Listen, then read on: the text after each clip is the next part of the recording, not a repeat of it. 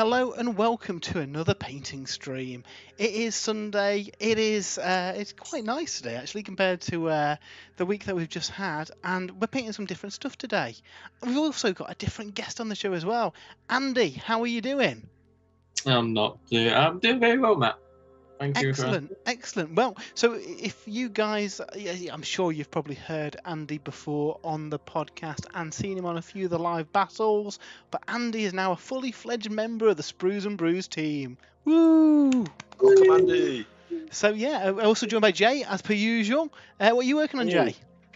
I'm working on the top half, as you can see, of a Nemesis Dread Knight.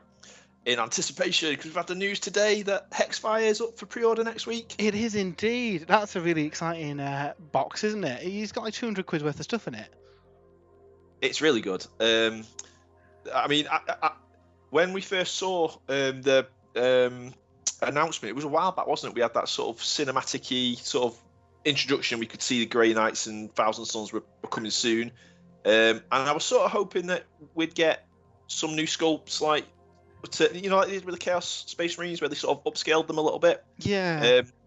And then I was a little bit disappointed that we weren't. But then since then, I have painted some of the older sculpts, and actually, they're really nice, even though they are small. But as long as you're not comparing them to other armies, they still look really good, I think. So yeah, I think they still look good. Yeah. So yeah, I think this is the 36 data sheets in the book. So I don't know how many that compares to the old one, but it seems like an awful lot. So I don't know if they get some Primaris units, maybe. Yeah, that is interesting, actually. I don't have the current book. I'll have to have a look and try and find out how many War Scrolls they've currently got, because they don't have a great selection of units, really. No. So it's yeah, I'm intrigued to see what they get. So hopefully we'll have hands on that soon. Just switch back to your camera, Andy. You're working on a Mega Gargant, aren't you? Yes, yeah, the third and hopefully final Mega Gargant. Hopefully final, yeah. Definitely a labour of love. Looking really cool, though. Cheers, thank you. Looking really good. Have you? He is looking great. Have you done anything different with each of the Mega Gargants, or are they all sort of the paint scheme ties them together, or have you gone like individual on each of them?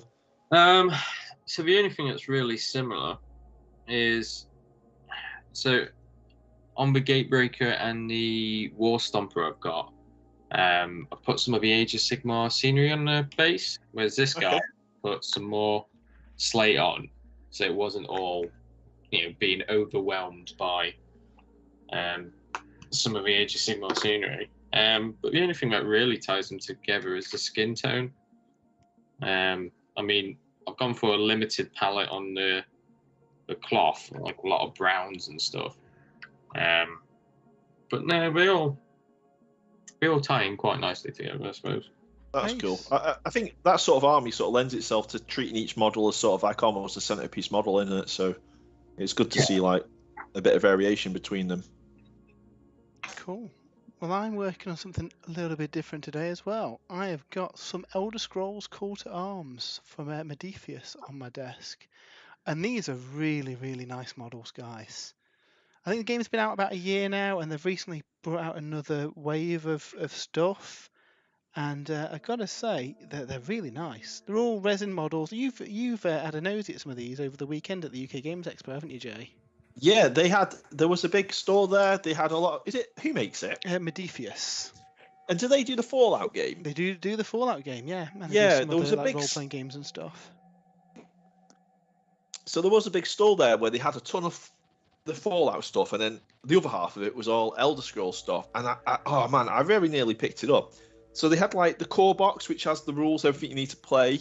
But I wasn't sure if it had any miniatures in it. It wasn't clear if it had any miniatures in it. So the core box doesn't. However, they're doing some Summit of Skyrim bundles. So I assume they're the same ones that are on the website, where you can get when the game came out last year, there was a few sets of miniatures you could get.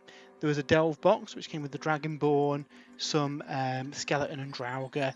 There was an Imperials box, and there was a Stormcloaks box. Now, they did each of those sets in resin, and they also did them in plastic as well, so you had the choice of which material you wanted. Since that came out, all the new models have just been in resin. I think the resin stuff's been more popular, to be fair, because it holds the detail better anyway, doesn't it? And it's arguably easier to build.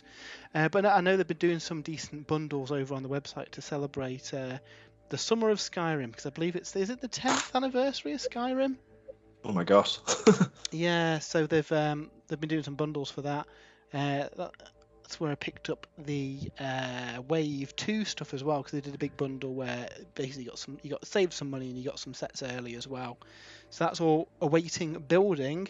And in front of me today, I've got a load of Draugr and skeletons and all the kind of gribbly things that you'll find in a dungeon that I'm just finishing off today, hopefully. So yeah, it's I had a game with my brother the other day, and it is such a good game. More kind of maybe RPG flavoured than, say, Warhammer, for example. And it's soloable as well. You can soloable. Soloable, yeah, it is. So, which is really, really cool. I mean, that was what really appealed to me at first. Yeah. Because you can play against the AI. Each adversary has like a flow chart showing what they do and how they react to things.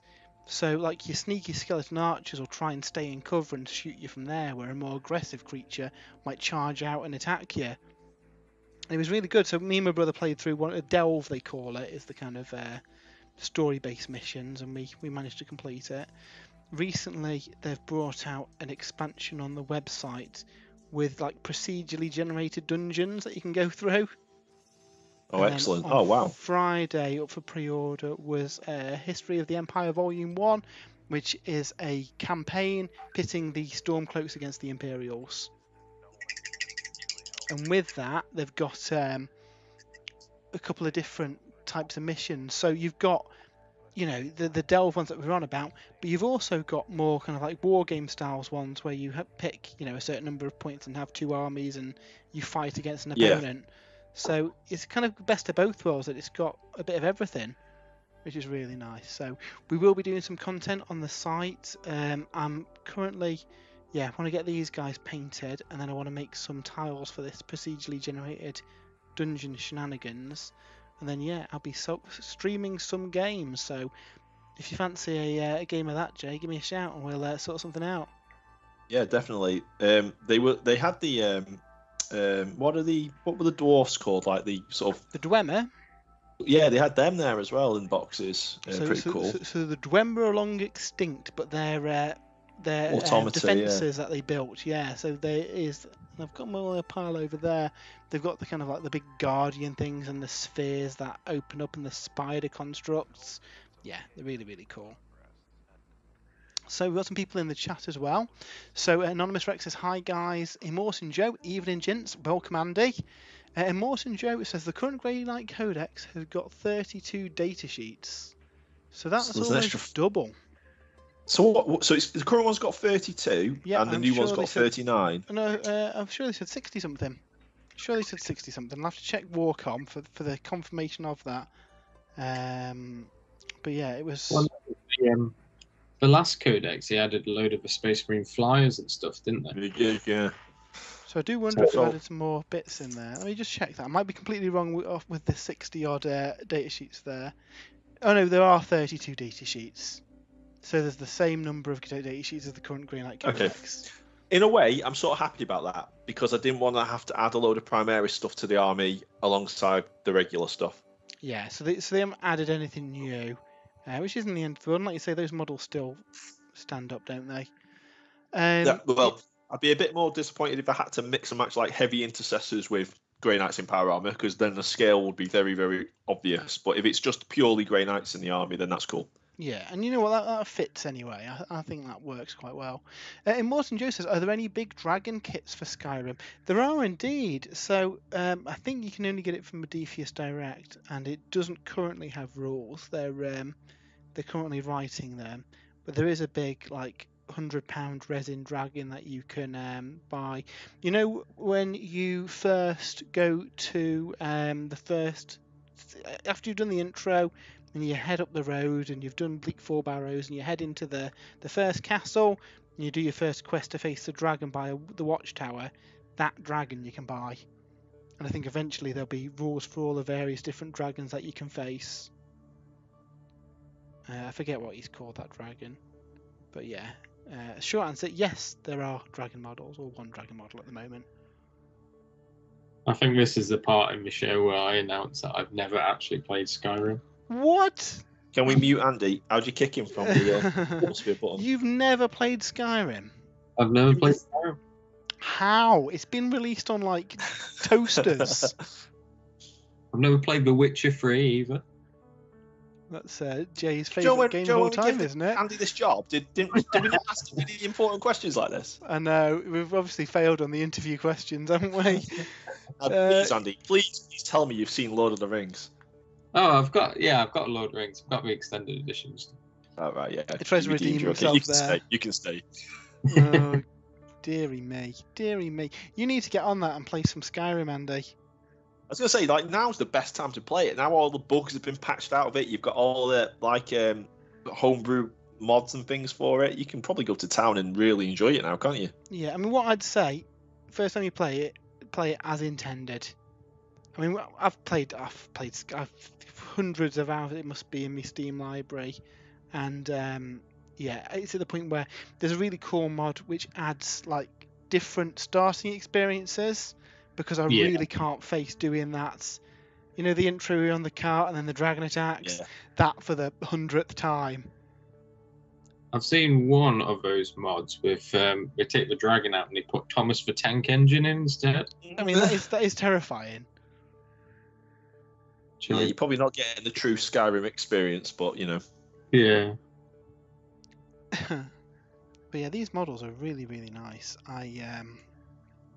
It's one of those things. There's lots of stuff that I want to paint at the minute, and I've been painting some super secret stuff that I can't talk about yet. But that's taken a lot of time. Where I want to get these guys done and on the table, because you know you can play with unpainted models, but it's not the same, is it? Especially on something that's more, I guess, narrative and cinematic. You want the painted models there, don't you, to get the full experience? Definitely. Well, I'm saying actually, I've got a few things on me painting table that I want to do, but I want to get the Grey Knights sort of battle ready first. I've got some Lumineth still to paint ready for September. But I'm also, after seeing those dragons from Age of Sigmar, I really want to get a Stormcast army ready to house some dragons in as well. So I've been busy Living City or Giran themed Silver Stormcast. Well, have you seen as well? So obviously the Living City can include Stormcast units, but did you see on Warcom that Stormcast can now include Cities of Sigmar units as part of the Stormcast army, and they get the keyword and everything, meaning you could have dwarves in your Stormcast army. And you could have elves in your Stormcast army if you want to go down the Living City route. Yeah, some wanderers. Yeah, that'd be cool. That'd be really cool. And, you know, the big dragons are more fun than Lumineth. Though apparently, I think the FAQs might be dropping next week, so you might see some clarifications on some. Because they did a big FAQ the day the game dropped, but obviously, I think they've got another FAQ coming out now after. You know, we've had a couple of weeks of gameplay now and iron out some of the kinks, and there's still a few ambiguities on some of the rules, wasn't there? That we've noticed in the games that we played so far. So it'd be nice for the FAQs to come out and just clarify a few bits on it. Because we haven't really... We've had, one game with the Lumineth in the new edition? Yeah, we only had one game, yeah. So I've only had two games, actually, in total. I think we need to get them back on the battlefield again, don't we? Yeah, well, I mean, that's it. I mean, I've been toying around with what my 2,000 points is going to look like for the tournament. So, but yeah, when you say if the dragons come out with enough time to get them painted and ready, then who knows? You're gonna have a really difficult choice then, aren't you? Take the Lumineth or take the dragons. Well, we know they're going to be August, aren't they? Yeah. The tournament September. So you've got a month. So if I can get the Stormcast done, or you know, at least the rest of the army done prior to that, a month to paint some dragons should be doable. Yeah. But I mean, it's not just the dragons. I really want the I can't remember what they're called now. The ranger-looking Stormcast. Oh, I forget what they're called now. But yeah. Vanguard Hunters? The new ones. No, the new ones. Oh, the new ones. Oh, the ones with bows. Yeah. The ones with bows, and some of them have got swords as well. Because I was going to put some of the Wildwood Ranger hoods on those guys as well. Yeah, I really love your Wood Elfy vibe. If you head over to our Twitter at Sprues and Brews, Jay's done some converting on his Dominion Stormcast, isn't it? Yeah. And you've gone to town. What is it? Mostly wood elf bits that you've added to them. Yeah, so these are wood elf bits. I've got them here. So this is the. Let me switch to your camera. Hang on. There we go. Make sure you can see. So this is the. Is he in focus? Okay, there. Yeah. Yes, this is the standard bearer. I can't remember what the name of this guy is. I forget. Vexilla, is he, or something like that? Night Vexilla. Night Vexilla, yeah. So I've chopped up the banner and put on a banner from the Eternal Guard Wood Elf sprue, Wanderer sprue. And the head, I was a bit worried the heads wouldn't be the right scale, but they are. They're really good. Is like the champion of the Wildwood Rangers. He's got this like wood elfy type spirally motif on the top, so it's really cool. I was gonna swap the sword out, but I really like the sword, so I kept the sword on. Yeah, the sword's cool. Yeah, so that's that guy. And then these guys are the Praetors, who I love the models anyway, but the hooded helms just go so cool on the Praetors. Yeah, you've done a really good job on those Praetors. I think they look really good. And the glaives are nice. They off the Wanderers as well. These are like, two-handed glaives for the Wildwood Rangers, off their Wanderers as well. Yeah, so I just snipped off the axe and replaced them with these glaives. Really cool.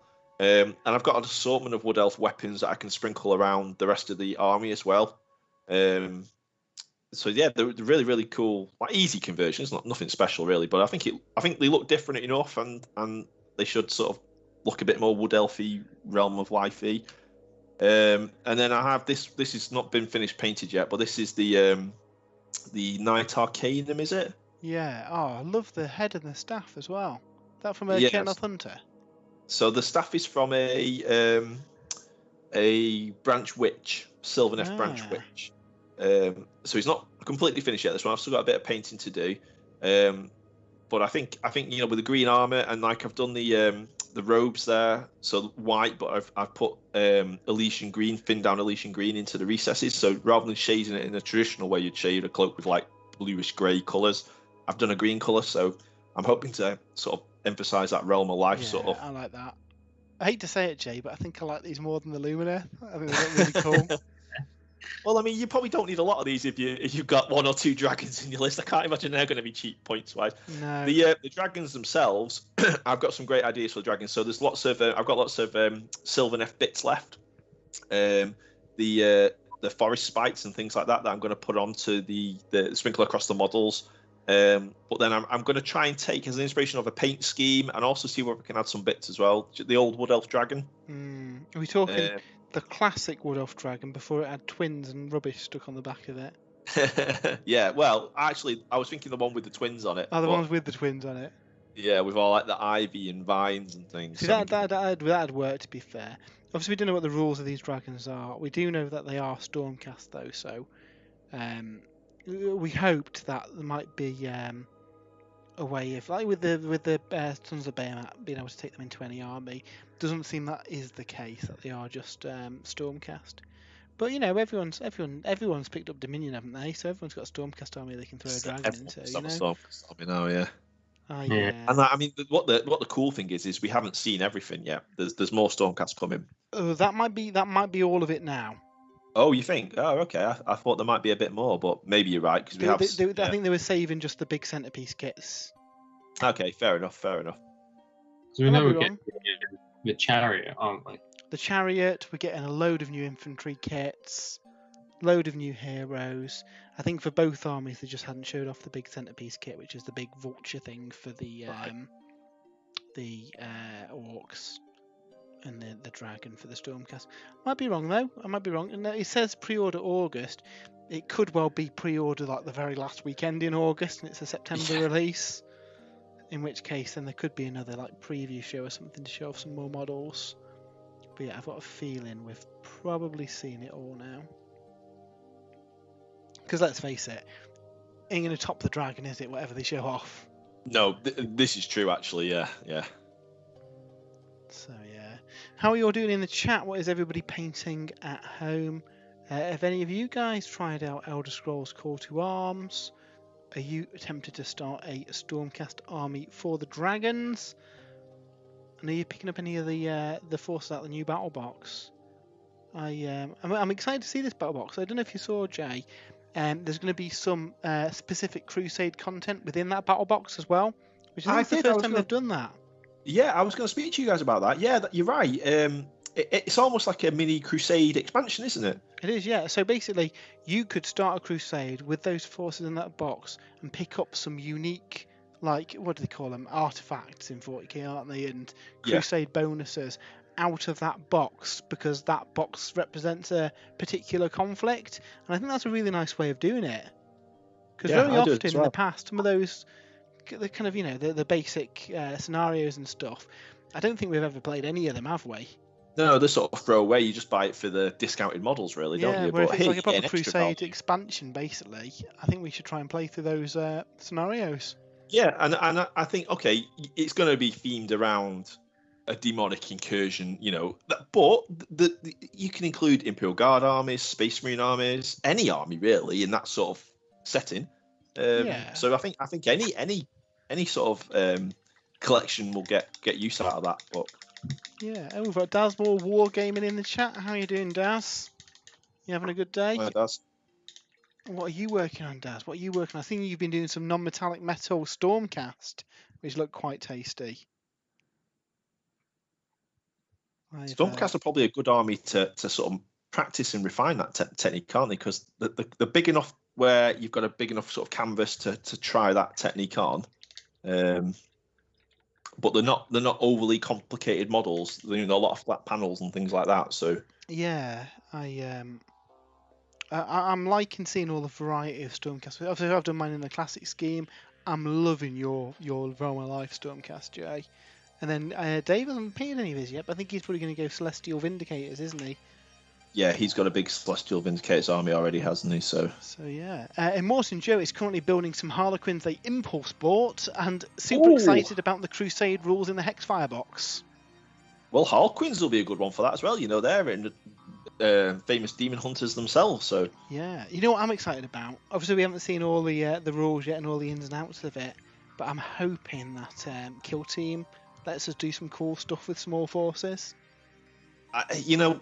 I wasn't a big fan of first edition Kill Team, but I have to say I'm getting very, very hyped about this new edition of it, and I do want to sort of invest a bit of time into it as well. Yeah. I've really enjoyed the smaller battle sizes we're having, and this is sort of just another smaller again. But I just hope it has a lot of depth to the system. You know what I mean? Yeah. It seems to be more focused on narrative, maybe, which is also appeals to me. Well, they said on Warcom as well that you don't really build your forces with points either. So it'll be interesting to see how that plays out as well.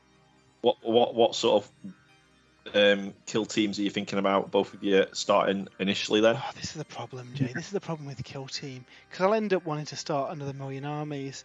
I've got I've got a load of Sisters of Silence that I've really haven't found a home, have they, in 40k? Because I'd love to do a pure like Sisters army, but that's not really a thing you can do in 40k. So if it lets you do a Sisters of Silence Crusade kill team, I think that'd be really cool. Because you've got a mix of different weapons on those kits, haven't you? You've got the flamers, you've got the bolters, you've got the great swords. So I think you could do a cool Sisters of Silence kill team. There is enough variety on them, isn't there? Yeah, obviously both the forces in the box as well look amazing, and I can't wait to get my hands on those sprues and start building them and painting them, because I think that's going to be really exciting. Other than that, yeah, all of the armies. I was thinking, we've got this Tyrannid. It's part of Octarius. The Tyrannids are invading, aren't they? It could be a nice excuse to do a small Tyrannid kill team. And start Tyrannids, yeah.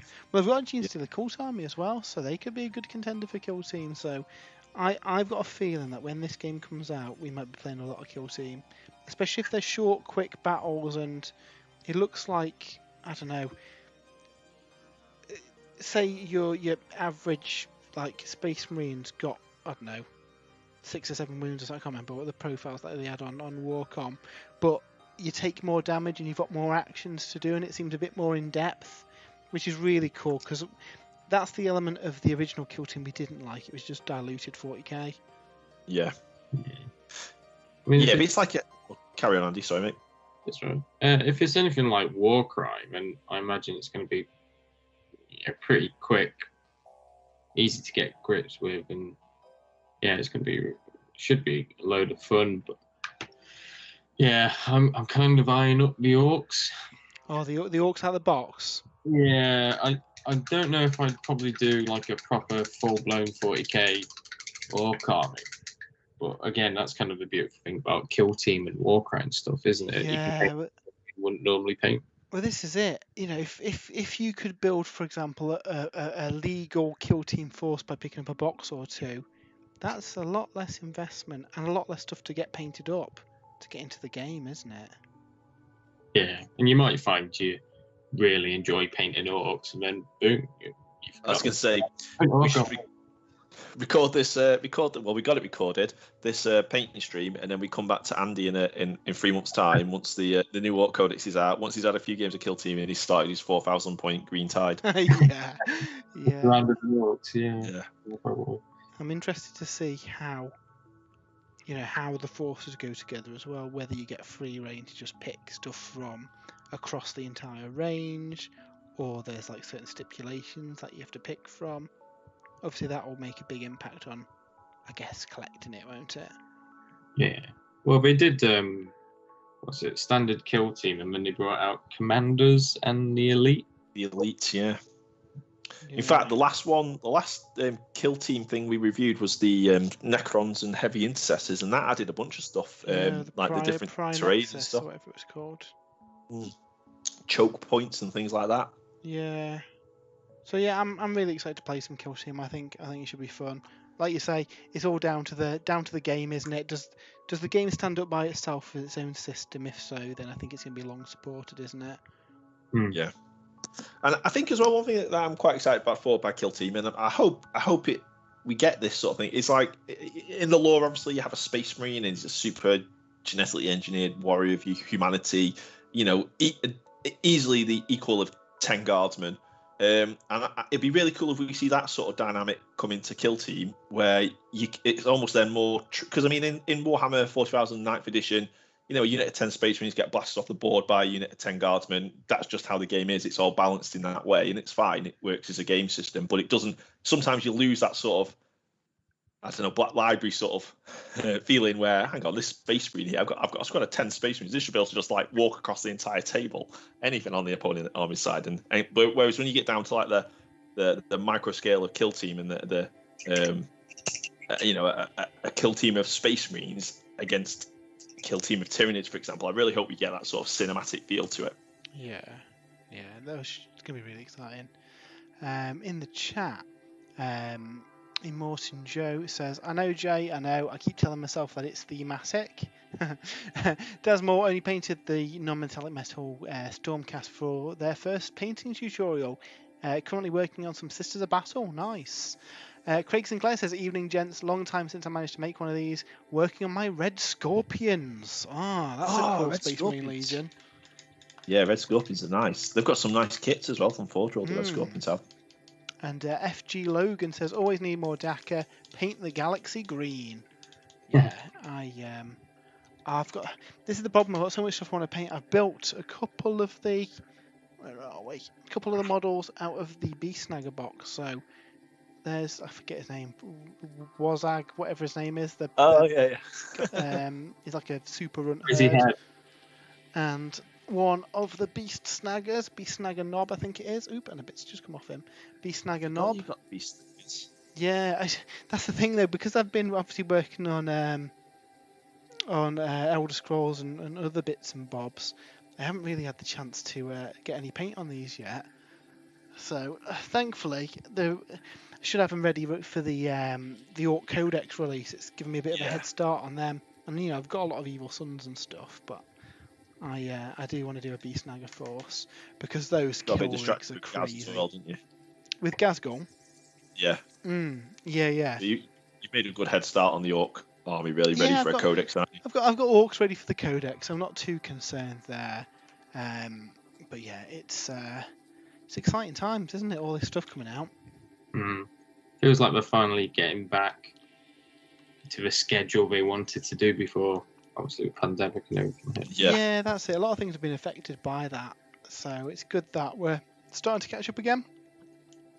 That's the point. Is anyone in the chat as well managed to have any games? Have you managed to go to any events?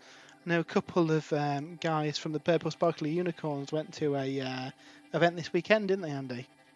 Yeah, I think it was called something Carnage. Mancunian Carnage, yeah, Element Games, Yeah. wasn't it?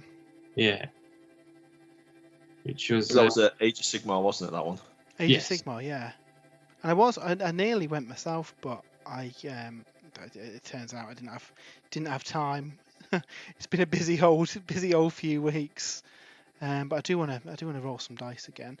That said, I don't know. I've really enjoyed the Crusade and Path to Glory stuff more so than like proper tournament. I say proper tournament play. I don't know if you found the same, guys. I've loved the battle reports we've been doing on the Saturday. It's been dead good fun. Yeah. Yeah, I've played. I mean, obviously we played. What was it? 2 weeks ago now? Last week? Last weekend, yeah. With Fire Slayers and Bone Reapers, and I think that's the first time I've ever played like a 600-point game. But my only other games I've played Sigmar, but I've played the 3rd edition, have been 1,000 points, and I've absolutely loved it. Same with 40k. I've only played incursion games, and I'm loving it. Absolutely. Yeah. It's all about those smaller board sizes for me. Yeah, we're a massive fan of the smaller board sizes now, aren't we? The smaller games. Yeah, absolutely. So I'm trying to find a smaller brush because I'm painting the eye. So what I want the eyes on these to have is a bit of an unnatural kind of glow to them, like magical glow. If you think the undead out of Wrath of the Lich King. But to do that, what I do is basically dot in the eyes with white. I'm using Instar pure white because it's a really nice white, and then go over that with Gulliman Blue. A few precious drops of Gulliman Blue that I've still got. Yeah, I've only got a little bit. When I found out that it was going out of production, I might have bought like 3 or 4 pots of the stuff. Talassar Blue is a good sort of compromise for like power weapons and things like that, but That's not the same, though, is it? No, it's not the same. So. Well, I did on the Mega Gargants, and we're cracking it. There's like a vial hanging from his ear. Oh yeah, I know. And I did that silver, and then used again the last of my Gilliman Blue glaze just to fill in little gaps, just to make it a bit more. Those glazes are magical, and it is a shame that they've stopped them. Because I use them for everything: plasma coils, glowing magical stuff like this. Even skin, the red glaze to make like natural skin tones. I don't know if anyone's tried that. Like all the ruddy lips and stuff I've got on my Mega Gargants. Yeah, I did a similar thing on the Gatebreaker, but I did it with contrast. Oh yeah. I got some Volupus pink, I think it is. Oh yeah. And I mixed that with contrast medium, so it was really, really thin, and then just applied it to the actual bottom lip, just to give it back sort of like reddy sort of lip colour. Yeah, because I find that. Let me just move my camera a little bit. Yeah, I find that really kind of adds to the effect.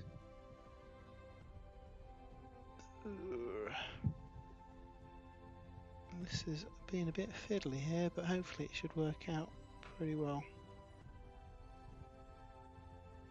So was it Daz who just picked up some Harlequins on a whim then, and is now painting some Harlequins? I think it was Immortan Joe who picked up the Immortan Harlequins. Joe. So what are you doing? Are you doing a Harlequin army? A Harlequin kill team? Is this the start of some new Eldar project? I mean, the Harlequin kit is so nice. I really hope they get expanded range when they eventually get a 9th edition codex, because they don't have many kits either. They don't know. They're one of those armies that needs a couple more kits just to flesh them out, doesn't it? Yeah, I mean, there's lots of stuff in the background, the lore, additional units and options that they could expand on, or they could do something new, I guess. But and there's nothing to stop them just inventing something, is there? I'd like to see some special characters like that. Is it Salandra? I can't remember what her name was now. Void Walker. Was it Void Walker? Veil Walker, maybe. She was sort of pivotal in the end of what was it? Not the end times. What was it called when? Gathering Storm. The Gathering Storm, yeah, with the return of the Primarch and that sort of thing. But then, she obviously never got a character or a playable character at least. No, is this the same series where we saw the Exodites as well? Or was that in the Psychic Awakening? One of them, the Exodites. Yeah, you're right. I think that was Psychic Awakening, I think. But yeah, I forgot about them, actually.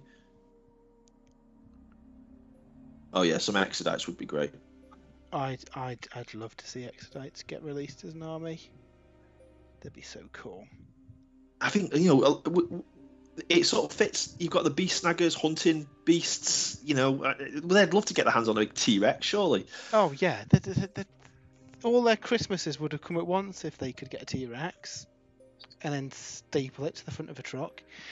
Anonymous Rex says, "Do you guys have a Discord?" No, we don't. We don't. Is that something people would be interested in? A bit of a Sprues and Brews Discord channel where we can chat hobby and share stuff. That's not a bad idea, to be fair. Especially with all the Tale of Sprues stuff, we could Tale of Sprues, yeah. Do it via Discord chat maybe. I'll have a look into that. Yeah. Let us know if it's something that you'd be interested in. So yeah, have you got any other hobby plans on the horizon then, Jay? So Grey Knights, get these done. Then it's the Stormcast. Try and see what I can do with the Stormcast. Outside of the Warhammer setting, I've got some Infinity that I've been meaning to get some paint on for a while now, but I think, to be fair, the next couple of months are going to be pretty busy, especially with the tournament coming up. So I think maybe that's a Christmas project to work on some Infinity over Christmas. Are the Lumineth on the back burner then for the time being?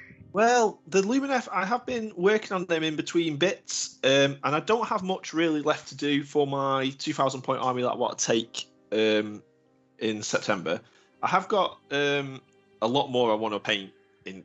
Overall, I've still got all of me artillery that I want to paint, me cavalry that I want to paint.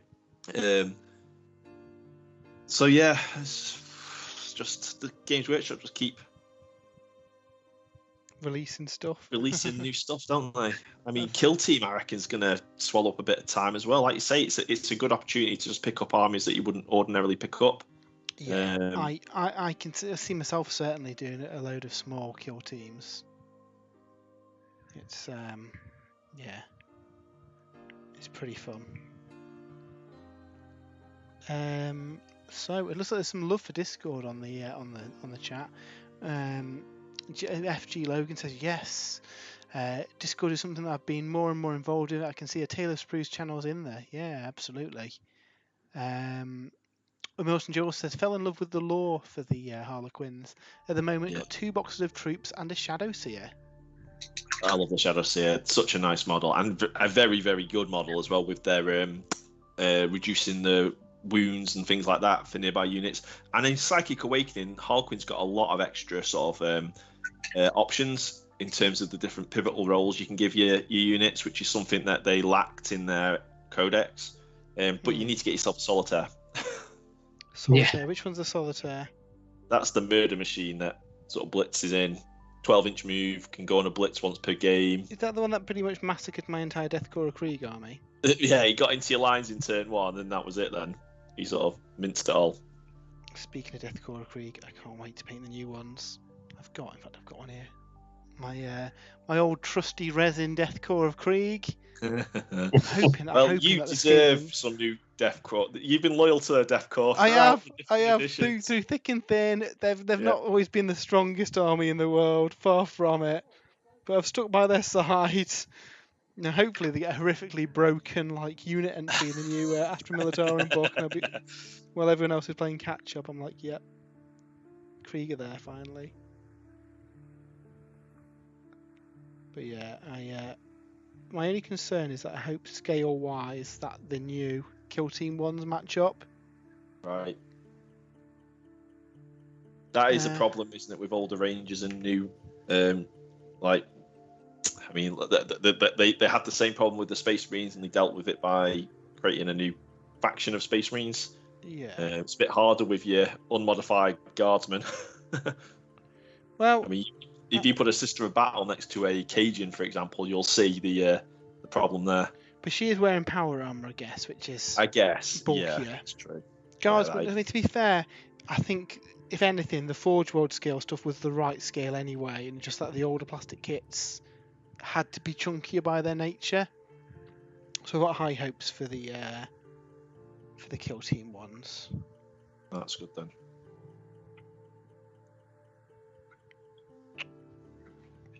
So yeah, popping in some whites here. It looks a bit messy at the minute, but once the glaze is over, you should get a nice glow effect on the eyes then. So this brush is beading a little bit. I've got another fine brush in here somewhere. That'll do. Craig Sinclair, Matt, did you ever finish the Every Warcry Warband Slaves to Darkness army? No, that is also on my to-do list. I think I've got every warband for Warcry. I just haven't got as far as painting them yet. Problem is, Craig, I am the ultimate hobby butterfly. I will jump on every new project as soon as it comes out. I mean, to be fair, most of the time I manage to paint them. Yeah. But yeah, that's one I want to finish. It's going to get worse now, especially with Games Workshop ramping up the release sort of schedule. Yeah, well, their financials came out the other day, and they obviously the second factory's finished, and they also mentioned that they've got land for further expansion to the factories. So yeah, even more releases. Even more releases. You know, that'll be cool. With Old World on the way, that they can keep the momentum going with the new Old World, because obviously they're not going to want to stop supporting Age of Sigmar or Warhammer 40,000, but you are going to want to see quite regular releases for Old World if it's to become a primary system. Yeah, exactly. You're going to need extra factories and stuff, aren't you? So yeah, it's I've got a feeling Old World's going to be very popular. Yes, so do I. So yeah, it's like another line to the kind of what they're supporting, isn't it? Really. Yeah, which would be brilliant. The fact they've said as well, you can use your old collections, but we know there's going to be new stuff coming. So yeah, this is it. You can use your old stuff, but here's an awesome model that you might want to buy. Yeah, I mean they said that for Age of Sigmar, didn't they? And then they released like all the new stuff. Although they did go back actually with Cities of Sigmar, didn't they? So Yeah, I'm sure it'll all be supported, whether it's maybe the strongest or what they do for that. Dave will be there using his high elf dragon, while we'll all be using our new Dracovian dragons. Yeah, exactly. Oh, that high elf dragon. So chat got a bit of a debate. So Dave thinks that the high elf dragon, the one with the kind of rock and I haven't got one to show on hand, sorry, is the greatest dragon that Games Workshop have ever done. He's wrong. He's absolutely wrong. But I want to know what your thoughts were as well. What's the best dragon that Games Workshop have done? It's a tough one. They've done some cool. I mean, we haven't seen those new ones yet, but they look amazing, don't they?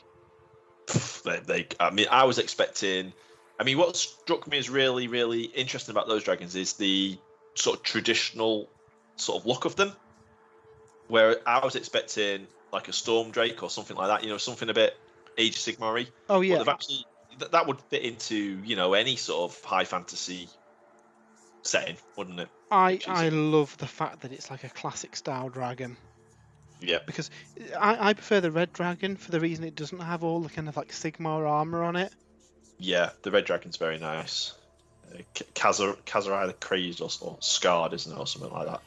I forget his name. I read it because it looks like it's crazy, but it's not crazy. It looks like it's crazy. Probably is crazy. Yeah, he probably is crazy. Yeah. He's not a happy chappy, I think, from what we've heard on Warcom.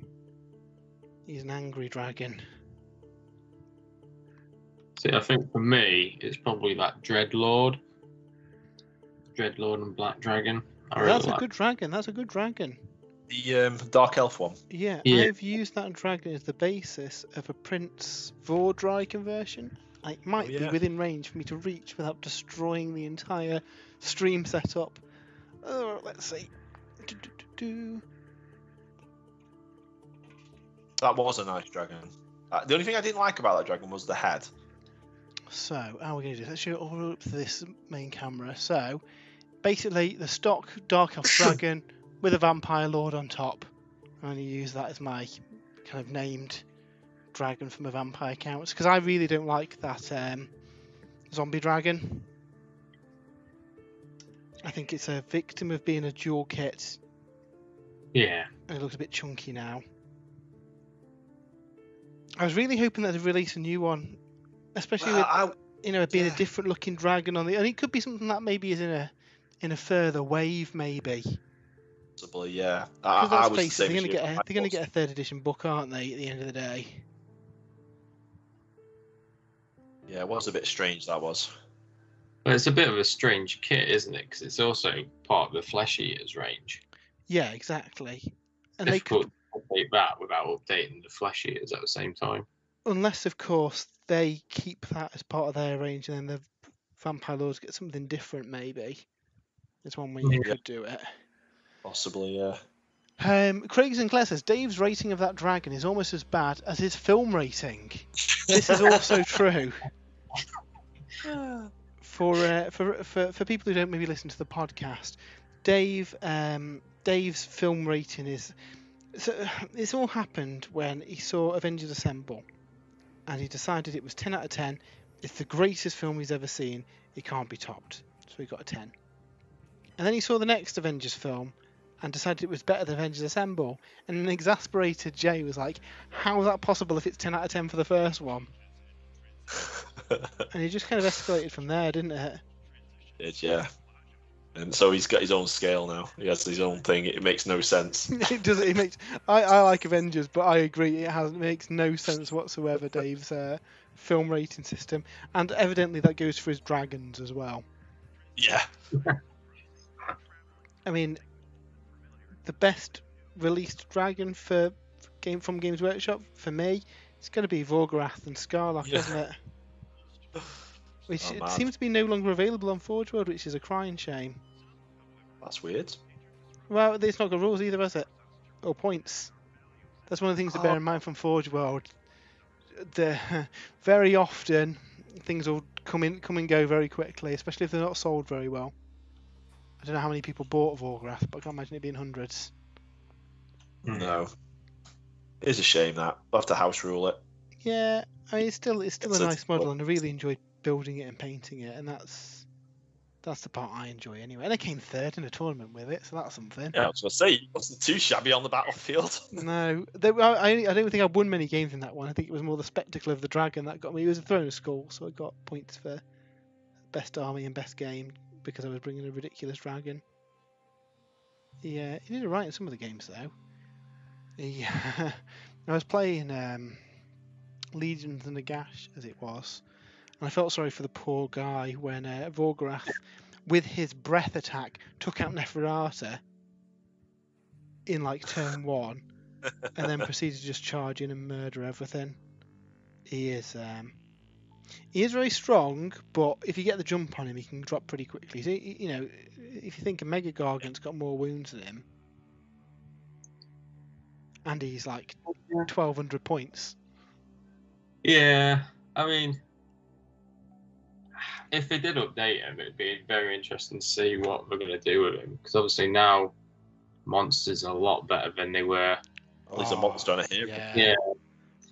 He would be very good in the new rules. He'd be terrifying, wouldn't he? He would need to go up in points. Maybe that's why they've not revised him. They're going to wait for the next season of Age Sigmar when all the beast stuff's gone. Yeah. Well, can't lose this. Does make it very hard to balance him because he would be terrifying to play against. Yeah, he basically priced out the game, isn't he? Yeah, it's the equivalent of a Titan or something for 40k, isn't it? Yeah. But it would be nice still to see, to see him in a game with the new rules, just to see exactly what he can do. Even if we just pit him against, like, an army of dwarfs or something. Yeah, I'm sure we could do a little narrative battle, couldn't we? See how many dwarves it takes to take down a dragon. Yeah, I've got a visitor. Hang on. You've got a visitor. Here he is. Number 3. Oh, you can't complain at that. He just opens the door. Daddy. Yeah. What do you want? I love you, and then runs off. Oh, there you go. Something. So have you got the boys into the old Warhammer yet? Right? I cannot get the other two, the oldest two. One's nearly 9 and one's nearly 7. I can't get them into Warhammer. I mean, every time I say, "Should we put Lord of the Rings on Hobbit on?" No, I can't even get them to watch that. Really? Oh. I know. Are these your children, Joe? Well, I'm beginning to. I wonder, whereas the youngest one, then he just come in, the 3-year-old. Whenever I get a board game out, he's by my side, going through all the components. Can I play? He's always in here asking about the models. What am I painting? Can I play? So, he's nearly 4 now. So I think I'm going to get a brush and a little starter paint set for him for his birthday off his dad. Get him painting some models. You know what's really cool, and this is good because again I've got it in reaching distance. We did a video on it last week, maybe. Time merges together. But the new AOS paint sets. So this one here.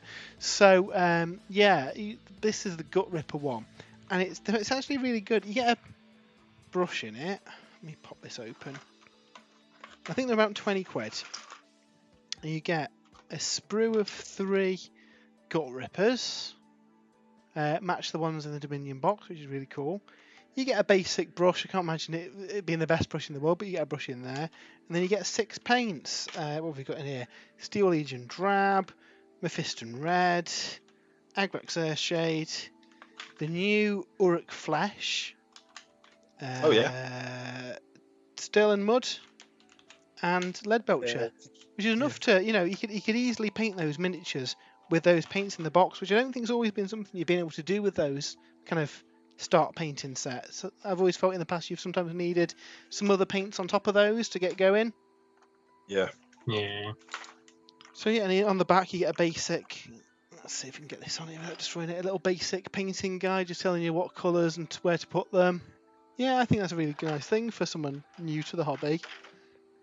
Yeah. So I don't know how successful it's going to be, but he likes making a mess, so. There you go. You never know. It might be, Golden Demon Standard Army by the time he's, 10. Yeah, well, never mind. Maybe. Just have to wait until Warhammer Plus comes out, Jay. Get him watching some Blood Angels on TV. This is a cunning plan, actually. I could do that. I could say, right, I'm going to work. I want a chapter of Blood Angels done this week while you're off on your half term. Like a little painting commission painter for me. Yeah. My own personal painter. That sounds like a really good plan. Alright, we're going in for a second coat on these blue eyes. Guys, what do I do? I want some advice here. So, if you can see on my Dread Knight. Oh, let me switch to your camera, Jay. Yep. I don't know. You probably can't see on the camera. I'm not sure you can or not. The silver's done now, so there's like a little blue sort of tinge to it in places where I've sort of stippled in the blue. You can see on his arm here, he's got a silver arm and this silver sort of piece over the top. And I was going to leave it silver, but I've got like red as a sort of spot colour, and I'm wondering whether this sort of armour on the wrist here would look nice red to break it up a bit. Yeah. So these sort of types here and things are going to be darker, sort of like gunmetal grey, really, almost black, which will break it up a little bit. The sword's going to be blue. You can have gold here, but does this need to be red here? I'm not sure. I think that's quite cool as like personal heraldry. Yeah. Okay. Yeah. Yeah. I mean, if you're doing the sword blue, red would go quite well with it as well. Right. Maybe white. White. Morton Joe says red and white, like red with like a white stripe across it or something. Yeah. So if you look on the box art on the shin, you can see that. Can you see the red there with the white? Yeah. So I've deliberately not done it on this bit yet because if you see, he's got like a tilt shield and I wanted to do the pattern on the tilt shield because I hadn't decided, and then replicate it on the shin afterwards, rather than do it on the shin and then try and replicate that onto the tilt shield. I don't know if there's much room on the sort of wrist because he has like a sword emblem on there. Let's see. To do any white stripe. I mean, I suppose I could do a white stripe across it. Like a diagonal. Right. Diagonal might work as well, yeah. Right, he's going red then. I'm going to do it red. Because on the other side, obviously, the side cannon casing is going to be red, so... Yeah, right, I think that'd work. I think that'd work. I think it'd look cool. Like I say, it's like a personal heraldry on the suit. I don't know what the law is for them suits, to be fair. Well, it's Xenos tech, but the relationship they had with the Xenos isn't great anymore. It doesn't tell you which Xenos it is. They've also got other Xenos tech, like they use these thingy labyrinths. I can't remember what they're called now, but it's obviously Necron tech. Necrons have given them to them all because it says as well that that relationship's broken down as well. But it never actually explicitly tells you which race. But I'm assuming it's what do the Necrons? The Necrons have got some sort of crystally because that collector puts them in the Traz in the collector, doesn't he? Puts them in those. But yeah, it's Xenos tech, and they don't share it with the Mechanicum, so there's a bit of a animosity between the Mechanicum and the Grey Knights there, but the Grey Knights don't care. But only some Grey Knights have got the sort of reflexes and whatnot to pilot this sort of suit. Yeah, it's not designed for humans. No. And you can have regular Grey Knights in them, and obviously they're used to fight greater demons. But also your Grey Knight Grandmasters can go in them as well, and he would have more heraldry, I guess, as a Grey Knight Grandmaster, which is what this one is going to represent, a Grey Knight Grandmaster. So, I think maybe if I do that red there, then on the regular Dread Knights, I can perhaps leave it silver. Or I mean, even the regular Grey Knights have their own heraldry, I guess, on their shoulder plate. So we'll see. But yeah, this one's going to be red. Then I think you're right. I think I want to make it red. Cool. That sounds good. The only downside is those suits kind of go up to the knees of the current Greater Demons now, because the new Greater Demon kits are a lot bigger, aren't they? Yeah. So you never know. They might get like a Warhound-sized Dread Knight suit sometime in the future. Yeah. Psi Titans. Gotta say, I'm really enjoying painting these Elder Scrolls miniatures. Something a bit different, isn't it? Yeah, they are nice models as well, aren't they? There's like a lot of detail on them. They are, and they're very much based on the games. I believe so. I think they've got a few different chapters worth of content plans. So the current chapter that's just come out is the Dark. I think the full chapter is going to be the Dark Brotherhood, the Thieves Guild, and all the Dwemer stuff, which is cool. And then later chapters, we've got the dragons, we've got the dragon priests, and then once I've gone through all this content, they're then going to move on to other areas of Tamriel, which you never know might coincide with Elder Scrolls 6. They can easily include some Morrowind and Oblivion stuff. Elves and the different races. Yeah, the elves, pesky elves. So yeah, there's lots of cool stuff they can do. I've got them behind me. Painted up some of the other character models, and there's some other races in there. So we've got here a Orc Barbarian with a two-handed axe. Oh, cool. Which is really ace. I think there might be an elf in here. Yeah, is she a dark elf? Breton Ranger. There's definitely a dark elf somewhere. I just haven't got it to hand. She might be a dark elf. So yeah, they've got a few different models to represent different races. So yeah, I think they'll expand that as they go, which is cool. Right, I think we've got these glowing blue eyes down. I might go in and add just like a spot of white to the centre of them once that glaze has dried. We've got a bit of magical stuff coming out of his hand here, so we're going to do the same here. We'll paint that white and then we'll glaze it with the blue. And that should give us a bit of a magical glow on that, which is cool.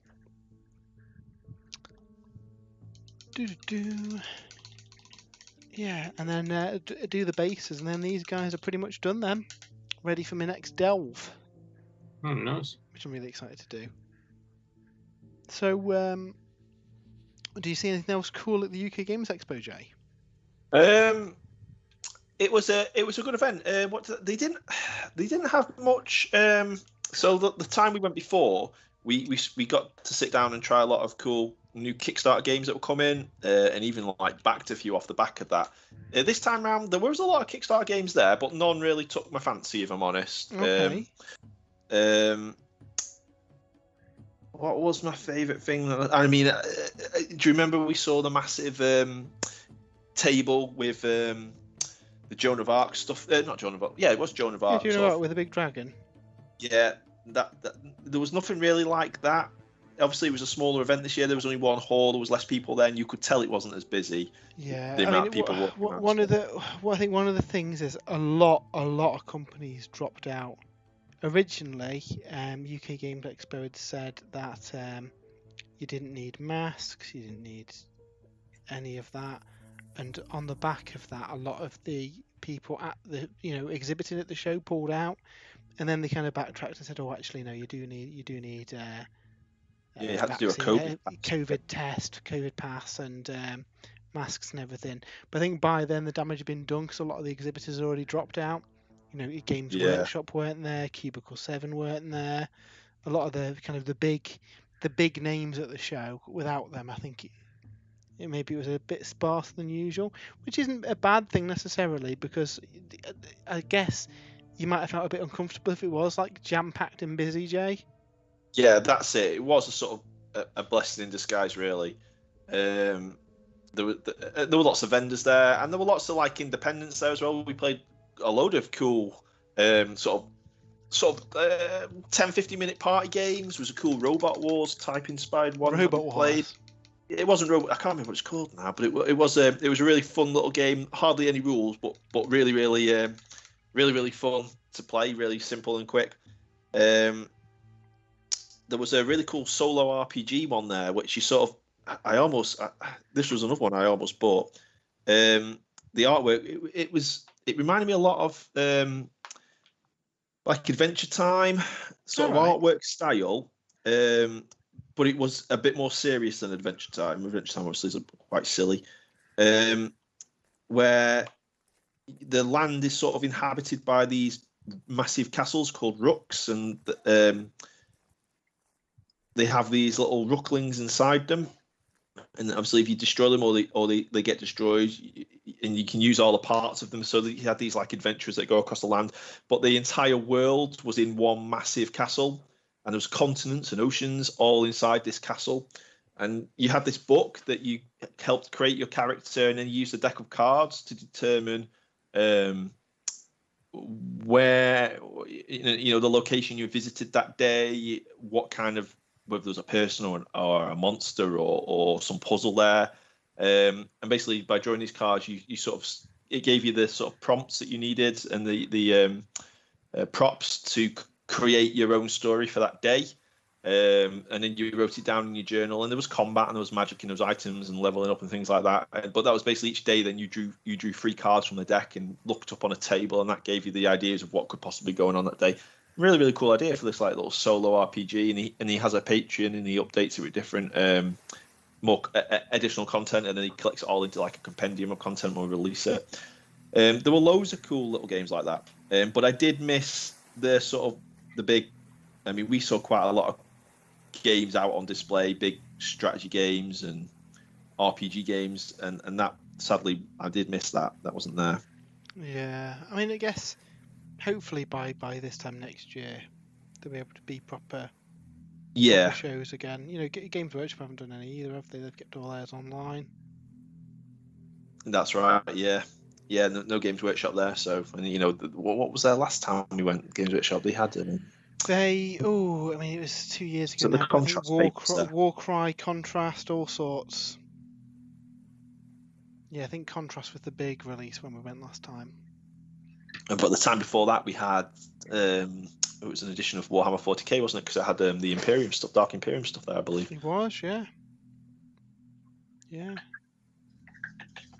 Time flies, eh? I know, yeah.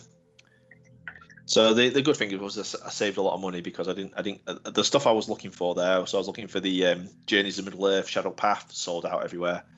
I was looking for the new edition of Descent, and it was there. You could sit down and play a game, but you couldn't buy it yet. Oh, that's a shame.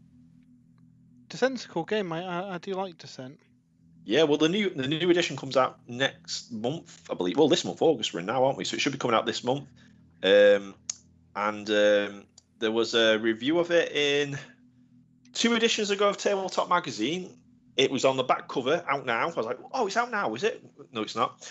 And then this month, they had an interview with the designers, and it seems like they've borrowed a lot from the Journeys in Middle-earth, sort of the companion app and things like that. So I'm really excited to play the new edition of Descent. Oh, so again, like Madness and Mansion of Madness and all that, having the companion app that controls all the monsters and stuff. Yeah. That's cool. Is this like an RPG thing for Middle-earth? It's like an RPG in a box, yeah, like a dungeon crawler type thing. I mean, Descent, the first edition of Descent was one of the first ones to do it, and then there was a second edition of Descent. I can't remember what it's called now. And then I added the companion app as well at that point. And then since then, Kickstarter sort of took off, and there's that many dungeon crawlers and games you can get off Kickstarter nowadays. Yeah,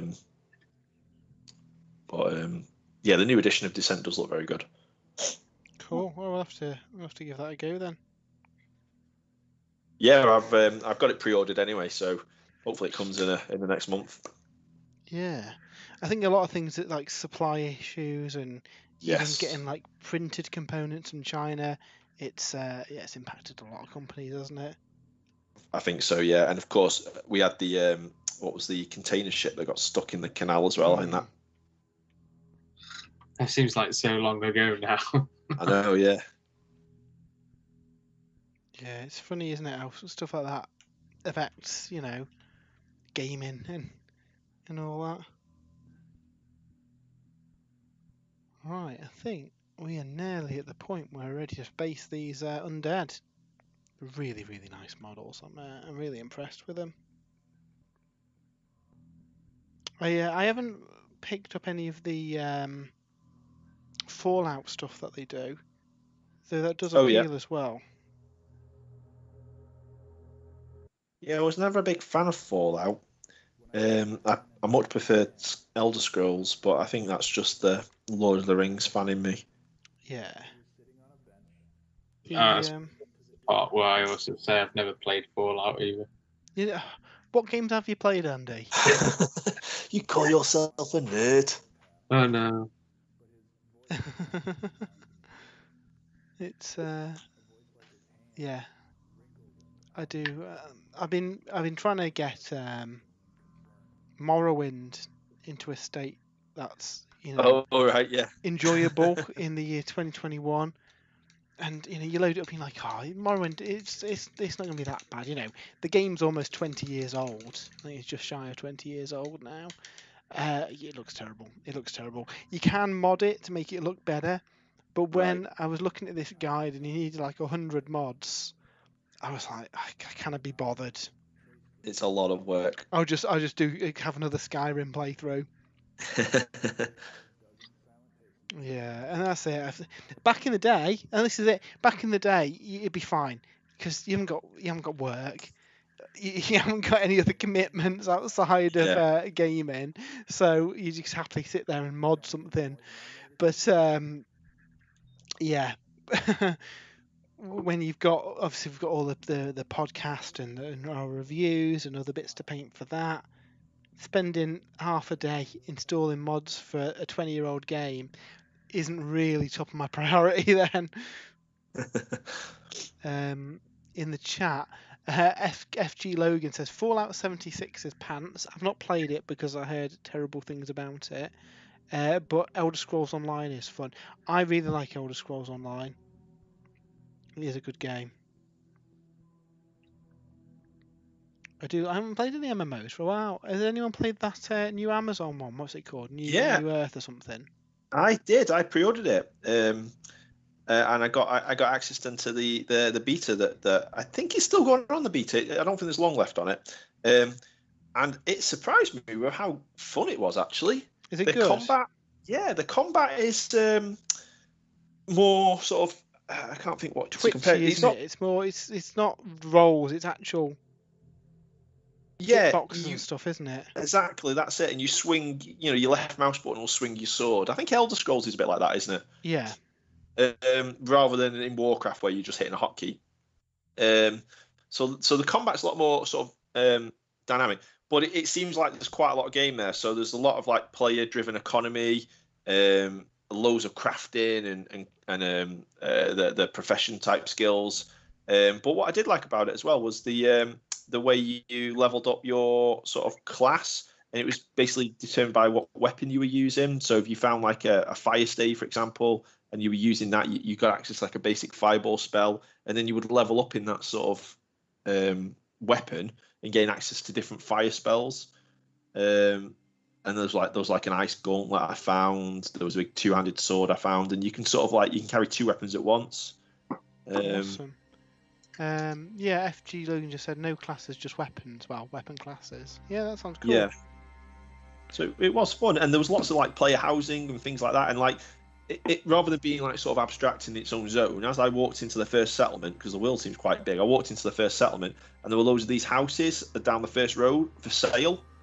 So you could go up to the door, and if you had enough of like the coin and whatnot, you could buy them, and they were just sitting there empty at the moment because obviously no one's got the money, but they were there in the game. So see, I liked one of my favourite MMO is Star Wars Galaxies. When it first came out, before they ruined it and tried to turn it into Warcraft, where there was no all of the vendors were players, so you would craft stuff and then have your own weapon shop, and then people would buy stuff from there.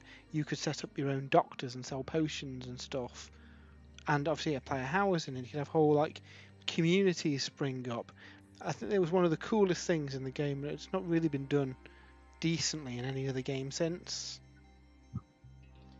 Yeah, so that was all in it. So it does seem like, but then the problem is, like you've just said, it's finding time to sort of invest in that world, and I don't know whether I will be able to get the most out of it because I don't have that time anymore to invest in those sort of games. Yeah, I mean I really like RPGs. I've played through Persona 5. I've been telling you need to get on because it's such a good game. But it took me about 136 hours, I think, to play through it. Yeah. But it's such a cool game. I've been kind of playing through some old RPGs on Steam and stuff.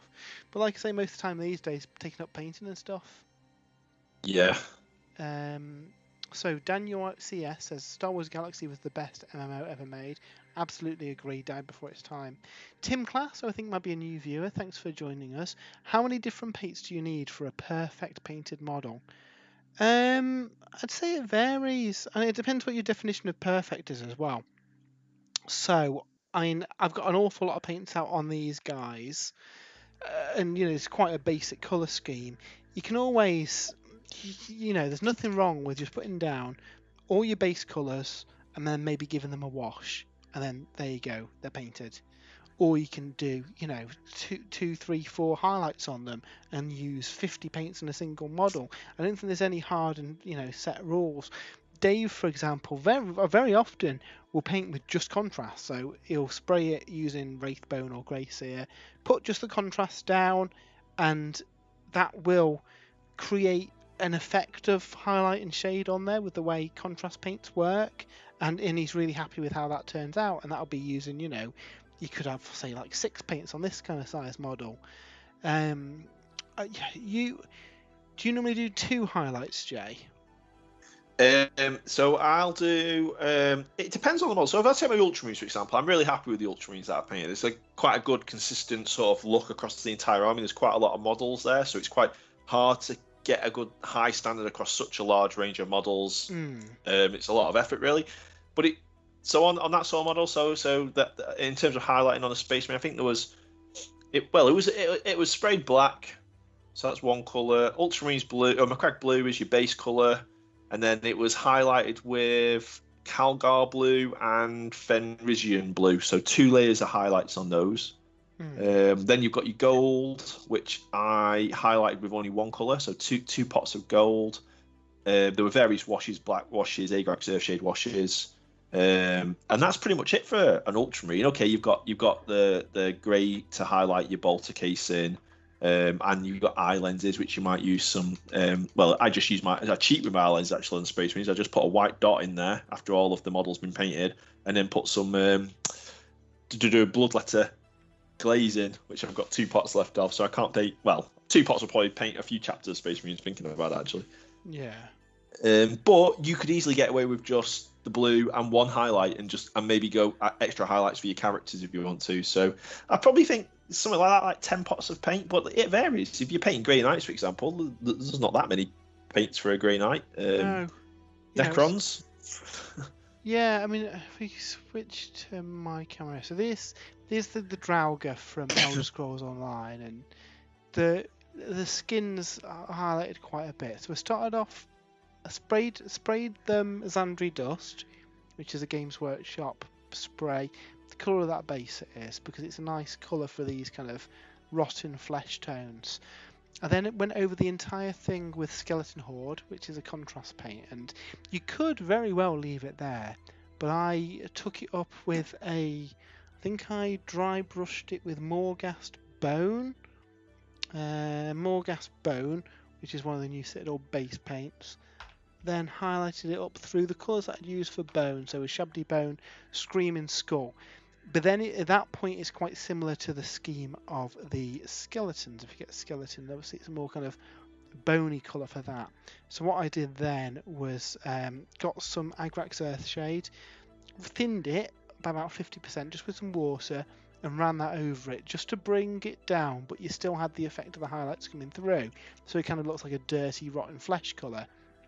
So what's that? About 6 paints just in the flesh, but you could easily just use the base spray, contrast over that, and job done. Yeah. You know, especially if you're doing a big horde army or something. I went a few more kind of layers up than I normally would on those ones, just because there's less models in Elder Scrolls, so I don't mind investing a bit more time, taking them up a few more stages than I normally would.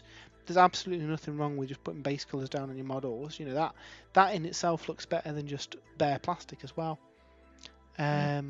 So Craig Sinclair says, I've started using mostly my airbrush, and then oil washes and 2 highlights max really helps with army painting. Immortan Joe says, Tim, my dude, I used about 5 paints to paint my Terrorgeist. I'm sure it can be 100% better with more paint, but it still looks good to me. And that's it. Don't be worried about trying to compare yourself to, you know, the heavy metal painters or golden demon painters, because they spend, say heavy metal for example, their full-time job is painting models. They will be painting a model for 8 hours a day over the course of a couple of weeks. They are able to spend that time on just a single model, getting it look amazing. If you want to get them painted for the tabletop, there's absolutely nothing wrong with not highlighting them a million times and going to town with all the detail. You know, do what works for you, I guess is what I'm trying to say. You know, there's nothing wrong with I've loads of models with a quick, cheap and cheerful paint scheme to get them done to the battlefield, because the spectacle of the whole army painted, you know, if you stood at the, you know, we've got the desk behind me, you're a couple of foot away from them, aren't you, when you're playing games? You can't see that detail till you pick them up anyway. But by having the army painted, even if it's just in basic colours, even if it's just contrast, the spectacle of the painted army looks better than them not painted. Yeah, I think that's it. Like, my first army I ever painted was a dwarf army for Warhammer Fantasy, and mine was literally just sprayed it silver, picked out some gold, picked out the skin, did like maybe 1 or 2 other things, and then just gave it a wash of Agrax Earthshade and did the base. And that was about it. And then obviously over time, I went back over it and I looked at the gold and was like, okay, I've done the wash, I can do a highlight now. And prime example, I mean, I've been hobbying now for like, God, don't want to think about it. Like a long time. And last year, into lockdown, I went back over my Ogre Moor tribes, and like the skin I'd done like Bugman's Glow and then a wash, and then dry brushed Eldar flesh, and I wasn't happy with it.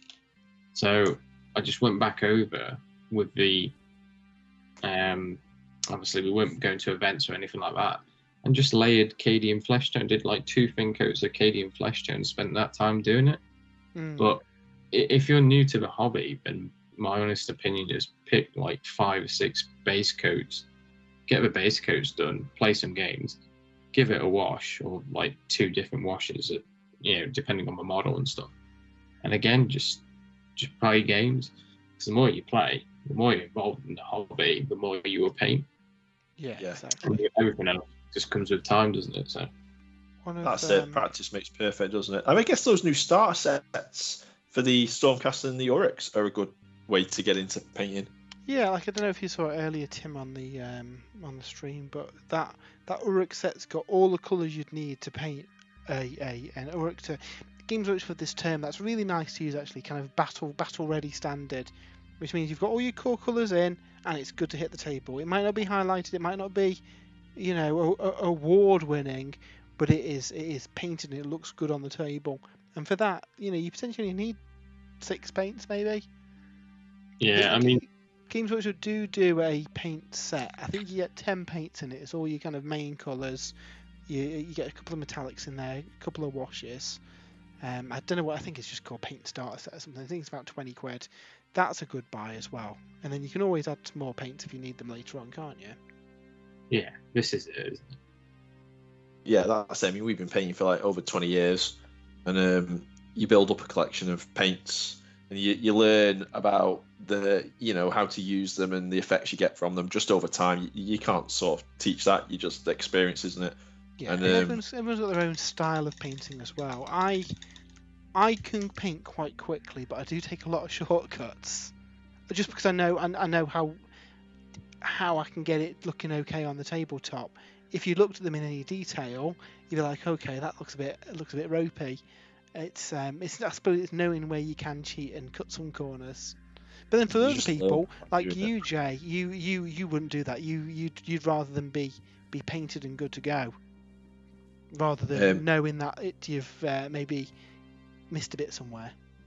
Yeah, and there are pros and cons of both ways of doing it. So that if you spend too long on a model and you have little, you don't have as much time as these professional painters, you can get a bit burnt out, or you can feel like you need to flick to a new project. So, but yeah, you just paint out what's right for you. Yeah, at the end of the day, it's your hobby, isn't it? You get out of it what you want. Exactly. Yeah. So Tim, what have you been painting? Are you new to the hobby? Are you looking to start out on an army? What are you working on? I mean, you can't see me because it's just out of shot, but I've got a unit of like 8 drawers, and there's all sorts in there. But pretty much the entire Citadel range, Citadel Air. There's Vallejo in there. I've got all the Instar paints. Instar are good as well. We should have a link or a code on the screen somewhere now. Instar do predominantly primary colours, and the idea is that you mix them yourself like you would with, I guess, real paints. And some people don't like that. Some people like to have the kind of pre-mixed colours. Because they're in dropper bottles, though, the way Instar works is that you'll be able to drop out a different ratio of paints to get the colour that you want. I really like them. I will use them in combination with other paints, though. I think there's lots of different paint ranges, and they all have the different pros and cons. I think it's best to be open-minded and use a range of paints if you want lots of different effects. If you are new to painting, there's lots and lots of YouTube channels and videos and stuff. Daz was in the chat earlier. He's done a really nice non-metallic metal guide. Games Workshop got some really, really good painting videos. Duncan They've got Rhodes, some coming as well, haven't they? They have, yeah. Warhammer Plus. And they're more kind of like pro kind of paint schemes, the kind of stuff that Heavy Metal do, which is good because you've got kind of both extremes then. Duncan Rhodes Painting Academy gets a big thumbs up from us. We've been doing a lot of those recently, haven't we, Jay? And there's some really good guides on there. Great. Yeah, they are really good as well. Now, some of them, I think he's got a few of them that are free on YouTube. Most of them you have to subscribe to. I don't think it's very expensive a month. It's like 3 or 4 quid off the top of my head. It's well worth it. And he's got all sorts on there. And there's lots of other, other painters who might have like Patreons and stuff that you can join for more paint guides. But if you just want free stuff, can't go wrong with the Games Workshop Warhammer TV stuff, can you? No. Well, from the Games Workshop Warhammer TV stuff, that's how I painted my Army of the Dead for Middle Earth. Yeah. Just followed their guide. It was nice and easy, nice and relaxing. Yeah. Yeah. They tell you which paints to pick up as well, so you don't have to guess. If you're just starting out of your paint collection, you don't want to go out and spend hundreds on paints you're not going to use. And there are some paints that you'll only use very, very rarely, but there's some paints that you'll use all the time. Yeah. And that comes down to your own style and what models you like picking up. Yeah. So like Jason, we've got big paint collections, but I think it's mostly because we've been painting so long. You just over time you pick up the collection, don't you? Yeah. If it costs a lot of money to go out and buy all the paints that we've got in one go, and arguably you wouldn't need all those paints on new projects anyway. And worst case, often on those guides, I've just used something close rather than the exact one that they've mentioned in the guide. That's it. Yeah, you don't have to use it. You can find an alternative. Because they have got a lot of variances in colour, like greens. There's loads of greens in the Games Workshop range, isn't there? And browns. Yeah. They've just brought a new Throndia brown, I think it's called, which is very close to some of the other browns that they've got, but it is a distinct shade. So the advantage with picking that up is that you can try and match it to the Games Workshop colour scheme then, I guess. Yeah, that's one thing I don't like doing. I don't like mixing myself because I worry I don't get the consistency each time. So I do appreciate the different. I'll find a colour and then I know that's the colour I need then for consistency across an army. And that's maybe where the Instar isn't for everybody, because you've got to mix it yourself. They do sell like dropper bottles that you can put, mix up a big batch to it, but then I suppose you need to just make sure that you mix it right every time. So arguably where it can be easier is just buying a pot of paint off the shelf, and you're good to go then, aren't you?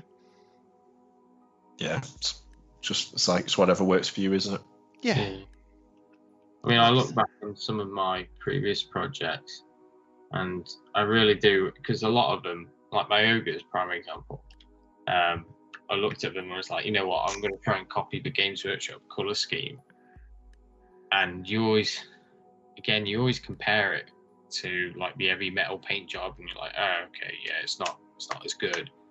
And before I started highlighting all the ogres, Arcadian flesh tone, I was thinking about selling the ogres and just starting again doing my colour scheme. Yeah, thought about just gutting the whole army and just starting again. Again, I stuck with it. Spent some time layering it up, and again, it's especially if you're new, it's very. I don't want to say toxic, but it's. I wouldn't compare my painting to heavy metal now. It's like my Reapers. I've gone in, I've picked a colour scheme that I like, and it's mine. And now I can feel like when I'm painting, there's nothing really to compare it to. The only thing I'm comparing it to is the rest of the army. Yeah, and I think that's where the game's just been good with the kind of battle ready guides that Nick and Peachy have been doing, because that's achievable stuff that you can do. In theory, anybody can do the heavy metal one, but you might need like 8 hours a day for 2 weeks to do that, and that's just not realistic for most people, is it? You'll not get an army to them. It depends if you're a painter or not. If you're a painter and that's all you do, then maybe that's okay. But if you want to game with it, then yeah, you're never going to get your army finished at that rate. And you just end up frustrating yourself trying to, like Andy says, that you're comparing it against those professionally painted armies, and you can get very close with a few tips and tricks, can't you? Yeah, I mean, I painted up Rotagus for my Magickin army years ago now when it first came out, and I painted up 2 Grit and Clean ones with Death Guard green, so they look like the rest of my noble demons.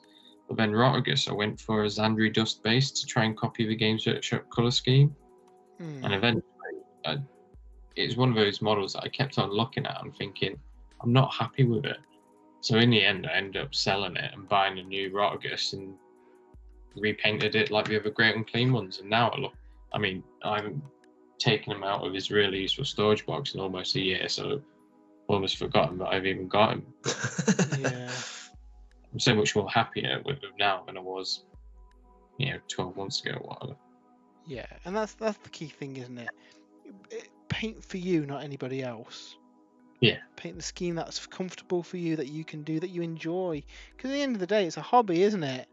If it ever feels like it's a bit of a chore painting, then stop, play something else for a bit. Don't burn yourself out.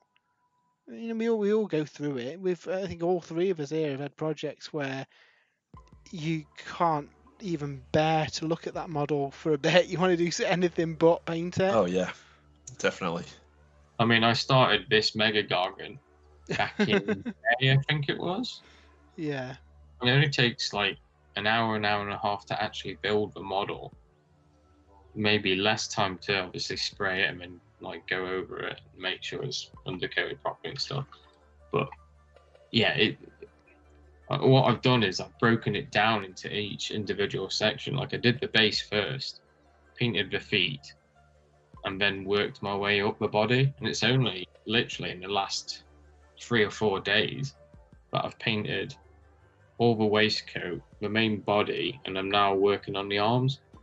Yeah. You always get burnout, don't you?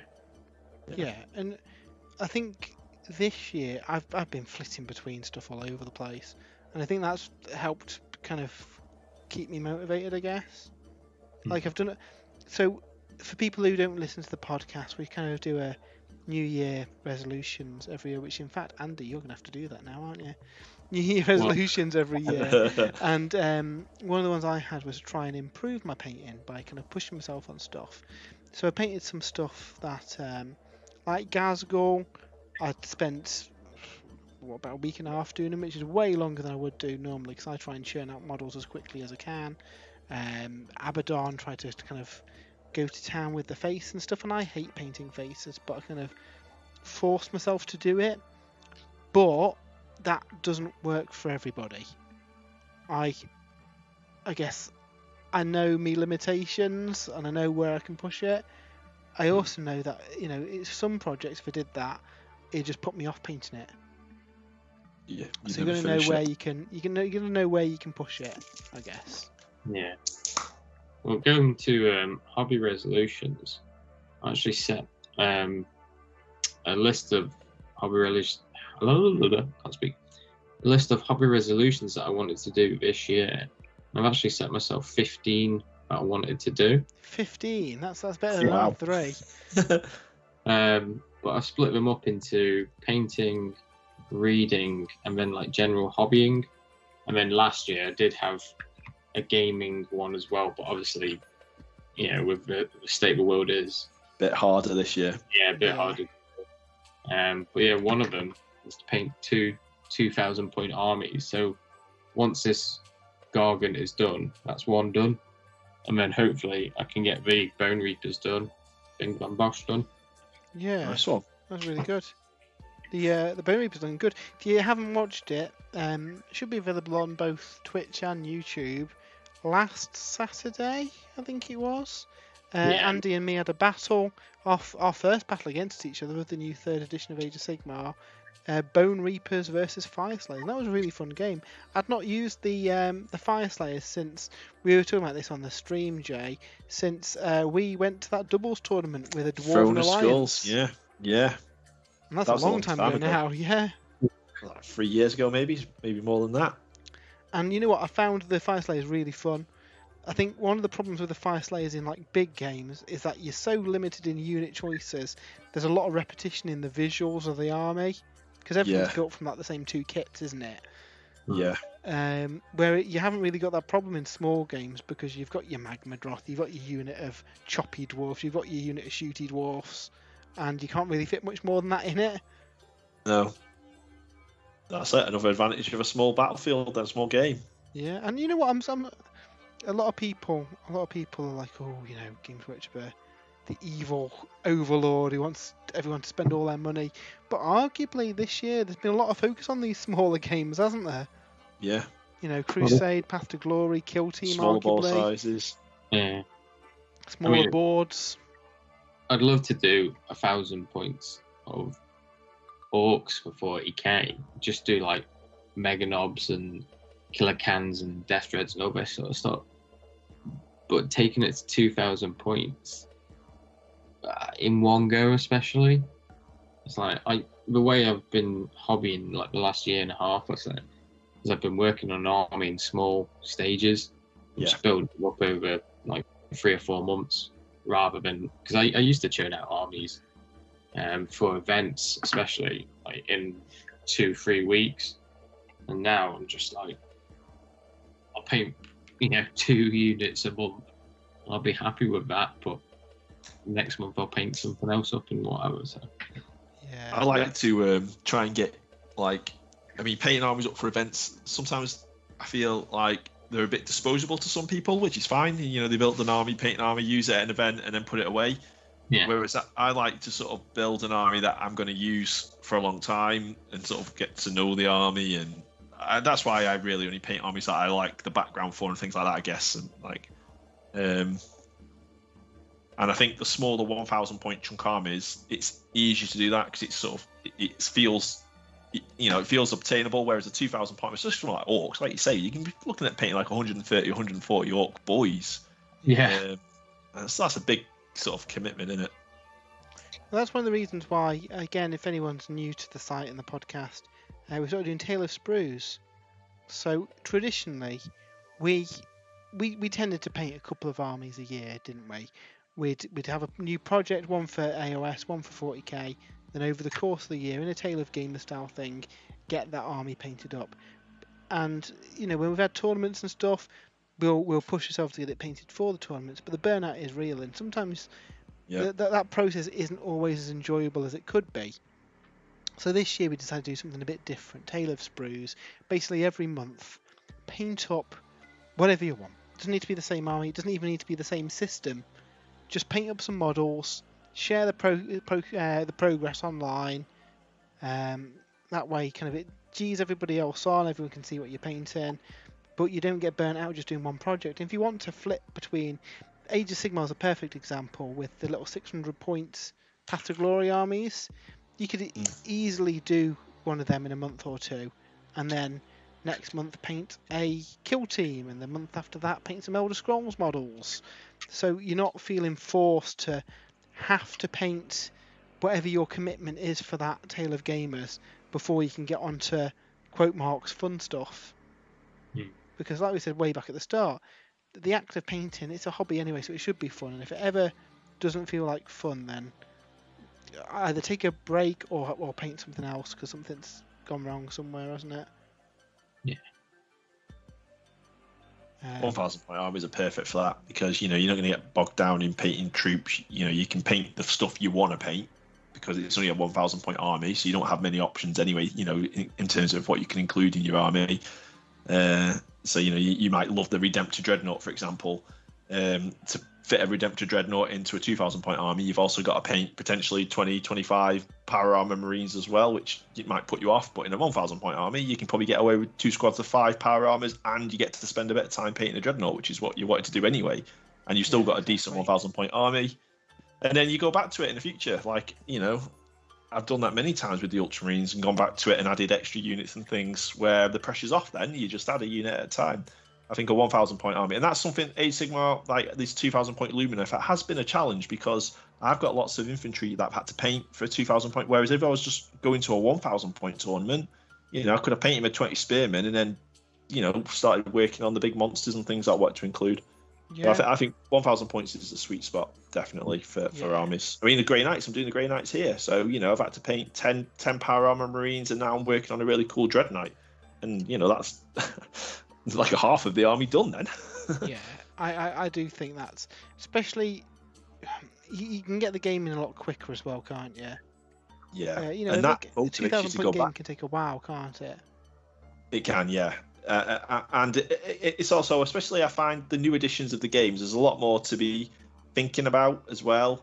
And if the bigger armies, obviously that makes that a bigger challenge. Whereas a 1,000 point army, you have fewer units, and it's just more enjoyable, I'm thinking, at the moment.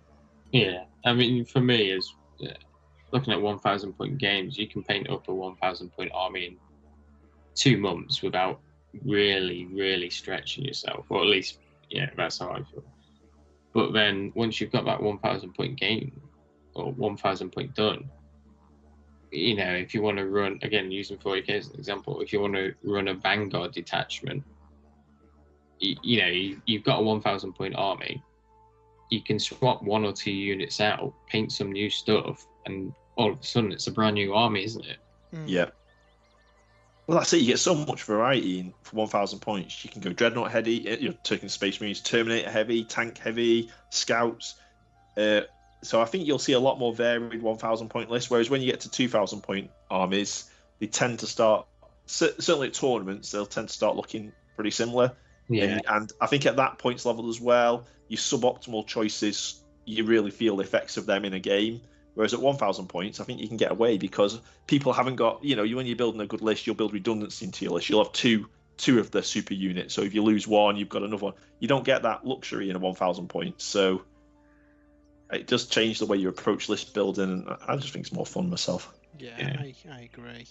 And that's, I guess, where we're championing Path to Glory, Crusade, all that kind of stuff as well, where you're not getting penalised for not taking those super over-the-top units. You've got a bit more freedom to just take what's fun. Yeah. And a lot of it comes down to the people that you're playing with having the same mindset as well. But I think at 600 points, it's hard to do those over-the-top lists. Like you say, I think 1,000 points is the sweet spot because it gives you a few more units to play with. But you can play perfectly fun games of Age of Sigmar at 600 points. We've had some, haven't we? Yeah. Yeah. And then likewise, outside of kind of Warhammer stuff, there's a period at the start of the year where I was painting a lot of random figures I picked up at UK Games Expo or from random collections of models that I'd had from various bundles and stuff. Just different stuff to paint for a bit of variety, because sometimes you just need that break from painting the same stuff all the time. You were painting some historical figures, weren't you? Yeah, I got some historical, painted up some boats, did some rigging on boats, painted up some Napoleonics, painted up the Aliens board game. That was fun. Oh yeah, we've still not played that. We need to get on that. Speaking of Aliens, got the Aliens Alien RPG, and it looks so good, Jay. Yeah, we were looking at a lot of that while we were there. Yeah. It did look good. So I've picked up a lot of stuff. I've got the starter box, the core book, and one of the kind of pre-written scenarios that they've put out for it. And I'm getting the feeling you don't get attached to your character in this one. No. Don't get attached to your character. And also, every player... So, obviously, we've played a lot of, D&D, Warhammer Fantasy Roleplay. We've got quite a lot of freedom, haven't you, to do what you want to do. In Alien, with it being a bit more cinematic, the Games Master is more of a director, let's call it. And each player will be given a card at the start of the game with a few things that they have to role play to, and that captures the kind of paranoia and not being able to trust anyone from the Alien films. So say if I was GM in a game and you two were playing, I might pass Andy a card saying that he has to try and save everybody else on board, but Jay's got a card saying that he's trying to smuggle a xenomorph back to Earth. But obviously you can't disclose those to each other and only know them. But because you know that, and equally, I could hand everybody a card saying that everyone's best mates and gets on fine. But the fear of not knowing if somebody's going to betray you kind of gets the proper paranoia of Alien going. Yeah. Which I think is a really nice touch. And some would argue that takes a bit away from the role playing because you're being guided. I don't know. I think it works for Alien because.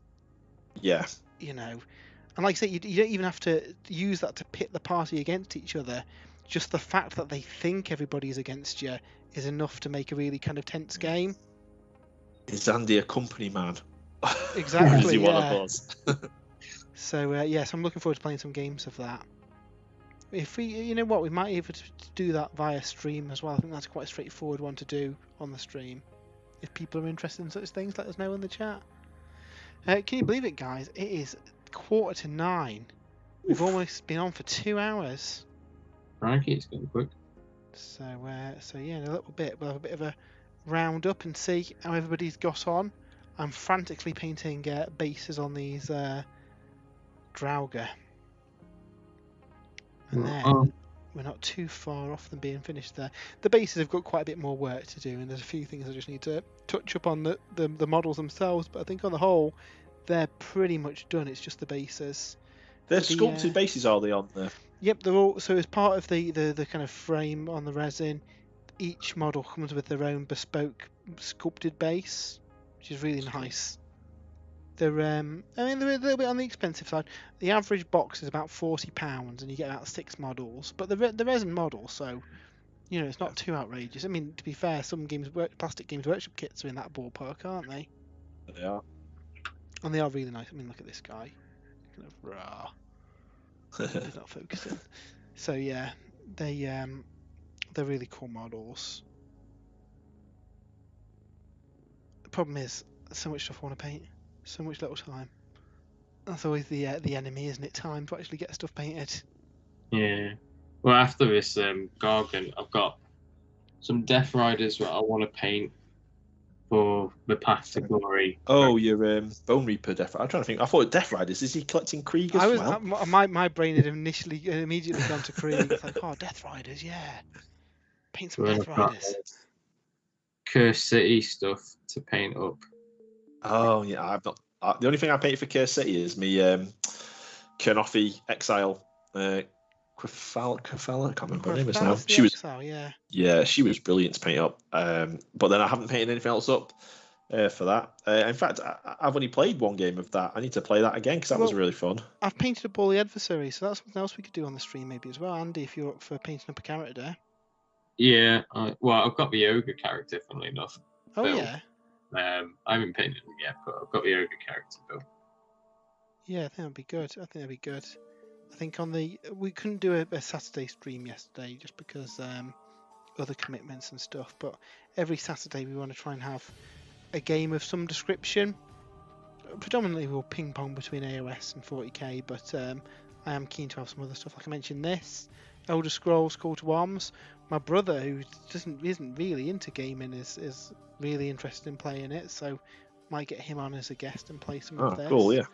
Yeah, because he's a massive Elder Scrolls fan. It's like his favourite game, and we had a practice game the other day, and it was really, really fun. So yeah, we'll get that on the stream because I want to have some more Elder Scrolls content because it's cool. And then yeah, I think we just, if people let us know what systems they want us to play, we can get some games on the go. Immortan Joe just finished the last troop, just got the Shadow Seer to go. Amazing. That's good progress. Put some Tail Sprues hashtag photos on social media so I can check them out later on. Yeah, I love Harlequins. Speaking of Taylor Sprues, I think Dave's compiling it today, so if you're quick, you might get in the cut for this month's post. If not, you'll go in the following month's one. But it's January the 1st of the month where we'll get the we'll peruse Twitter, Facebook, and Instagram and get together what everybody's been painting, including our stuff. And you know what? I can't even remember what I've painted, Jay. Gazgul Thrak has been most of it, hasn't it? Yeah, I think you've had a good month. A lot of it's, I think all these Elder Scrolls models I've been painting, haven't I? Some orcs. I have a feeling next month might be good for you, Matt. Next month? What am I painting next month? Yes. Well, if we get Kill Team. Yes. And I know you've got your Beast Snagger sitting there. Oh, so I think we might see a lot of good stuff from you next month. I think we might do. I think hopefully if we can get through it all. Yeah, that's the problem. I really wanted to start on the Beast Snaggers already, but with other painting commitments, I haven't been able to start on those yet.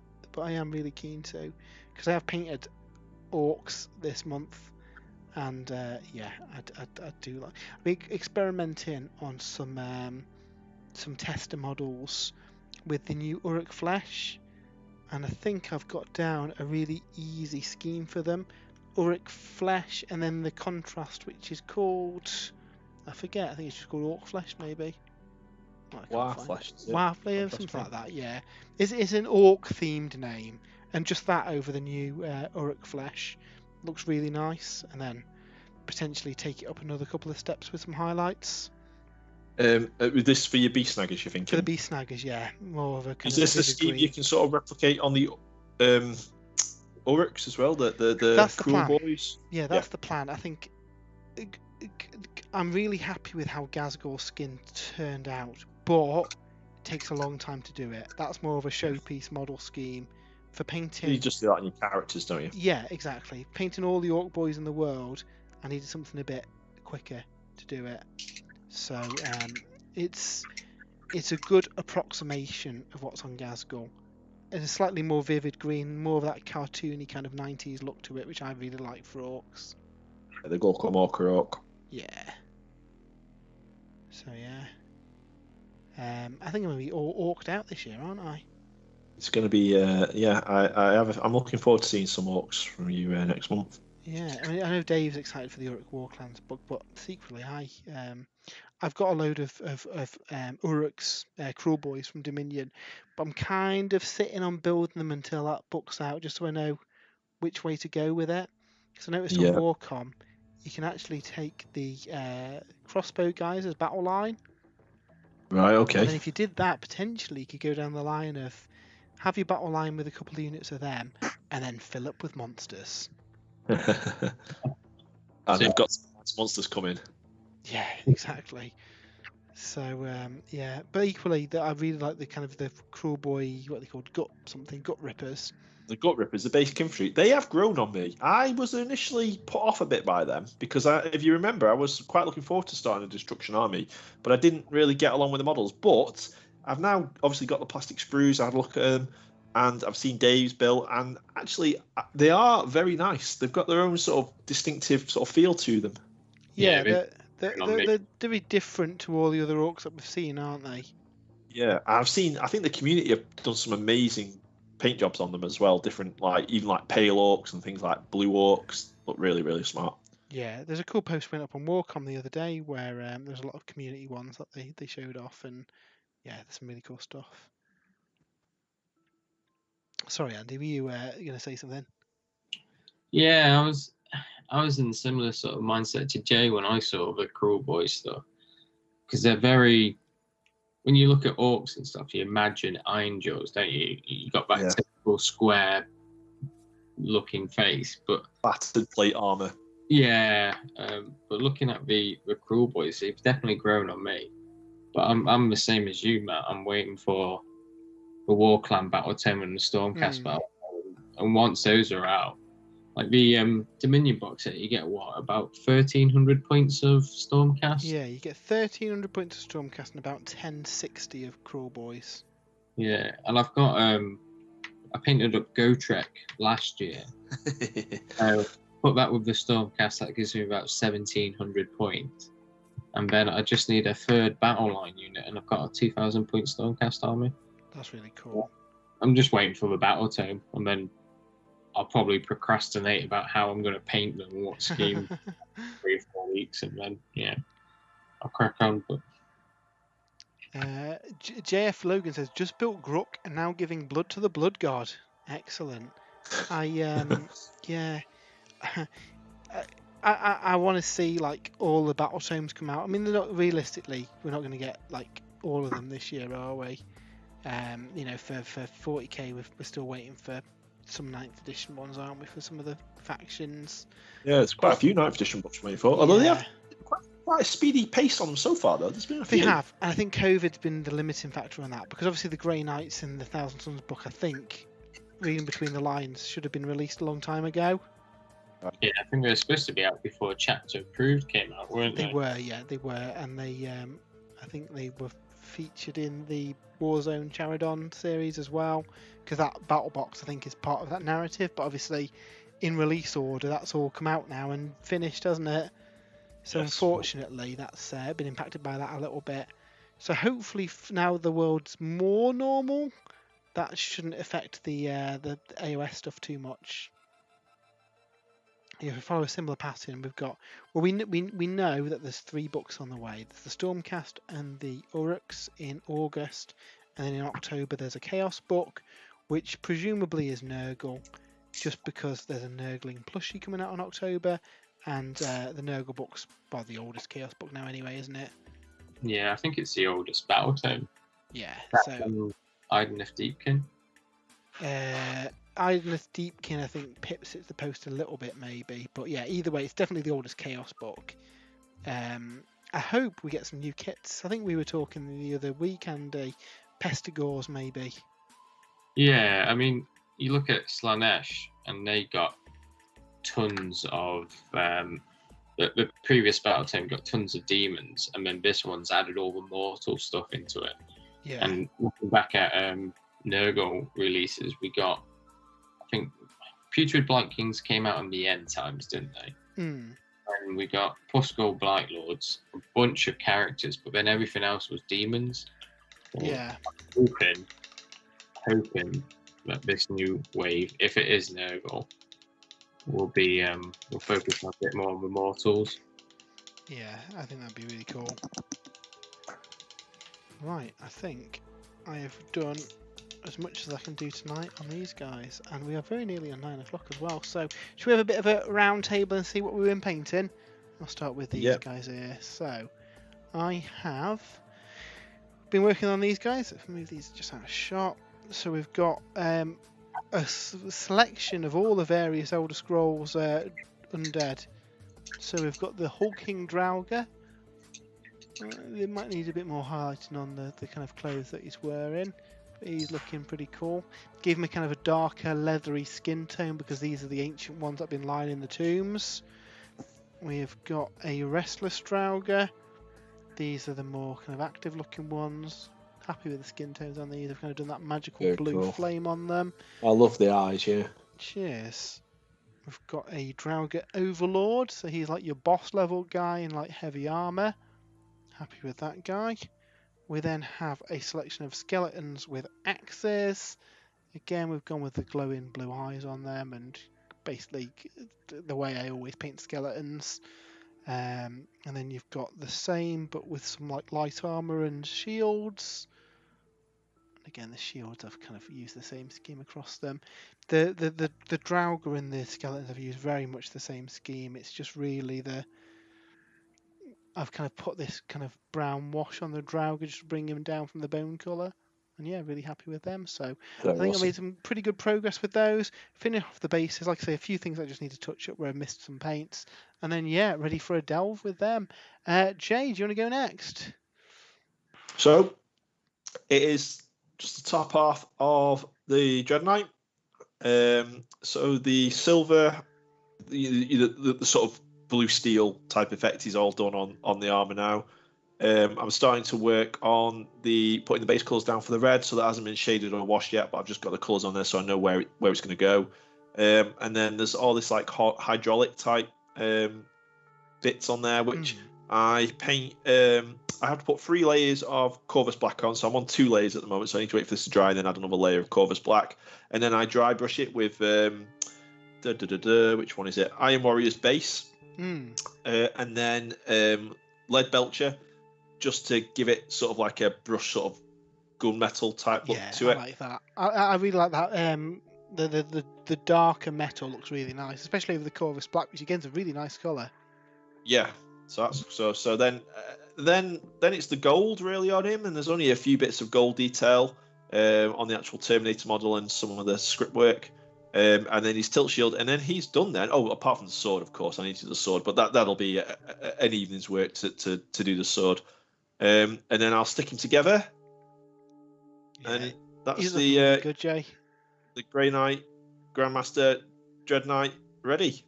You've done a really good job on these. They look really good. And considering you've done pretty rapidly as well, what, a couple of weeks to do these guys? Yeah, well, I've got all my purifiers. I've got Castellan Crow, which I don't think you've seen Castellan Crow. Let me go and grab Castellan Crow. So this is the old model. And I basically done him as an early version of Castellan Crow before he got his demon weapon. Oh, yeah. So I've replaced the sword with a regular Grey Knight sword. So then I've got 2 different versions of him, if you know what I mean. Yeah, that's cool. So that's Castellan Crow. And then just next to me here, I've been working on a bunch of Terminators. So these are ready for the first shade. There's 10 of them with various weapon options. And I'm hoping to get these Terminators. So the Dread Knight should be finished probably tomorrow night, Tuesday night, maybe at the latest. And then I'm hoping then to get the Terminators battle ready this week as well. Nice. And that will give me then a 50 power level Crusade to get going. Awesome, that looks good. Andy, looks like you've done quite a bit on your giant. Yeah. So I was focusing mostly on his right arm with the net. So today I've just gone over, putting in all the base coats, giving it a wash of like Reichland Flesh Shade, a bit of Agrax, and then for the skin, I did Cadian Flesh Shade straight over the Xandri Dust base. Gave it a wash of Reichland Flesh Shade with Lamian Medium 50/50, just so it doesn't pool over a large model. And then I've just gone back over and dry brushed with Cadian Fleshstone just to bring it back up. And then the rest of it, for the most part, it's just been base coated with a wash. And then I started on just before, about 5-10 minutes ago, started painting the left arm. And then once that's done, it's done. Amazing, that's good going. Is that the Sons of Baymat finish then? Finished for now. I think we were chatting before we started streaming. At some point, I'd love to add Kragnos in. That way, I can put him with my Sons of Behemoth. I can play around with because at the minute it's 3 Mega Gargants and then 3 Little Gargants. But if I add Kragnos in, I can play around with the lists a little bit more. Yeah. And then I can put him in with my ogres. I've got some Gloom Spike Gits, which I bought off Jay 2 years ago now. So I've got some of them. But yeah, I'd like to add Kragnos in, and I think Kragnos, I don't think it'll take quite as long to paint up as the Mega Gargants have. The Mega Gargant's got more fiddly details, isn't it? Where Kragnos is a lot of flesh, really, isn't he? Yeah. Well, Kragnos as well is fur, which I think is easier to paint than skin. Like you said there, where you split your Mega Gargant into, you've done his left arm, you've done different. I think you have to do that with skin. Skin is a trickier to paint well. Yeah. It's always one, like I said with the ogres, it's one I experimented with trying to dry brush, and yeah, again, it's one of those, isn't it? The more you paint, the more you get used to it. You get a certain style of how you're going to do it and stuff. And yeah, I started off by doing it on the small little Gargants first, because again, they're cheaper than doing it on a big £120 Gargant. But yeah. Amazing.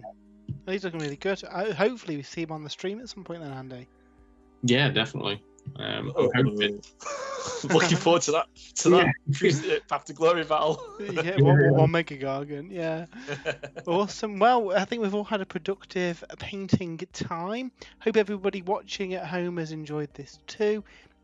We tend to stream every Sunday with a bit of a painting stream, and then Saturday lunchtimes UK time we do a live battle as well. So if you want to see all that kind of stuff, why not throw us a follow, us a subscribe, and yeah, make sure you're notified of any cool stuff coming out. Jewel Knight Jess has appeared in the chat just as we're coming to a close. Hope you managed to catch some of the painting. If not, you should be able to watch this back after the show is finished. So yeah, I hope you all have a good week, and we'll see you next time. Take care, guys. Bye. Bye.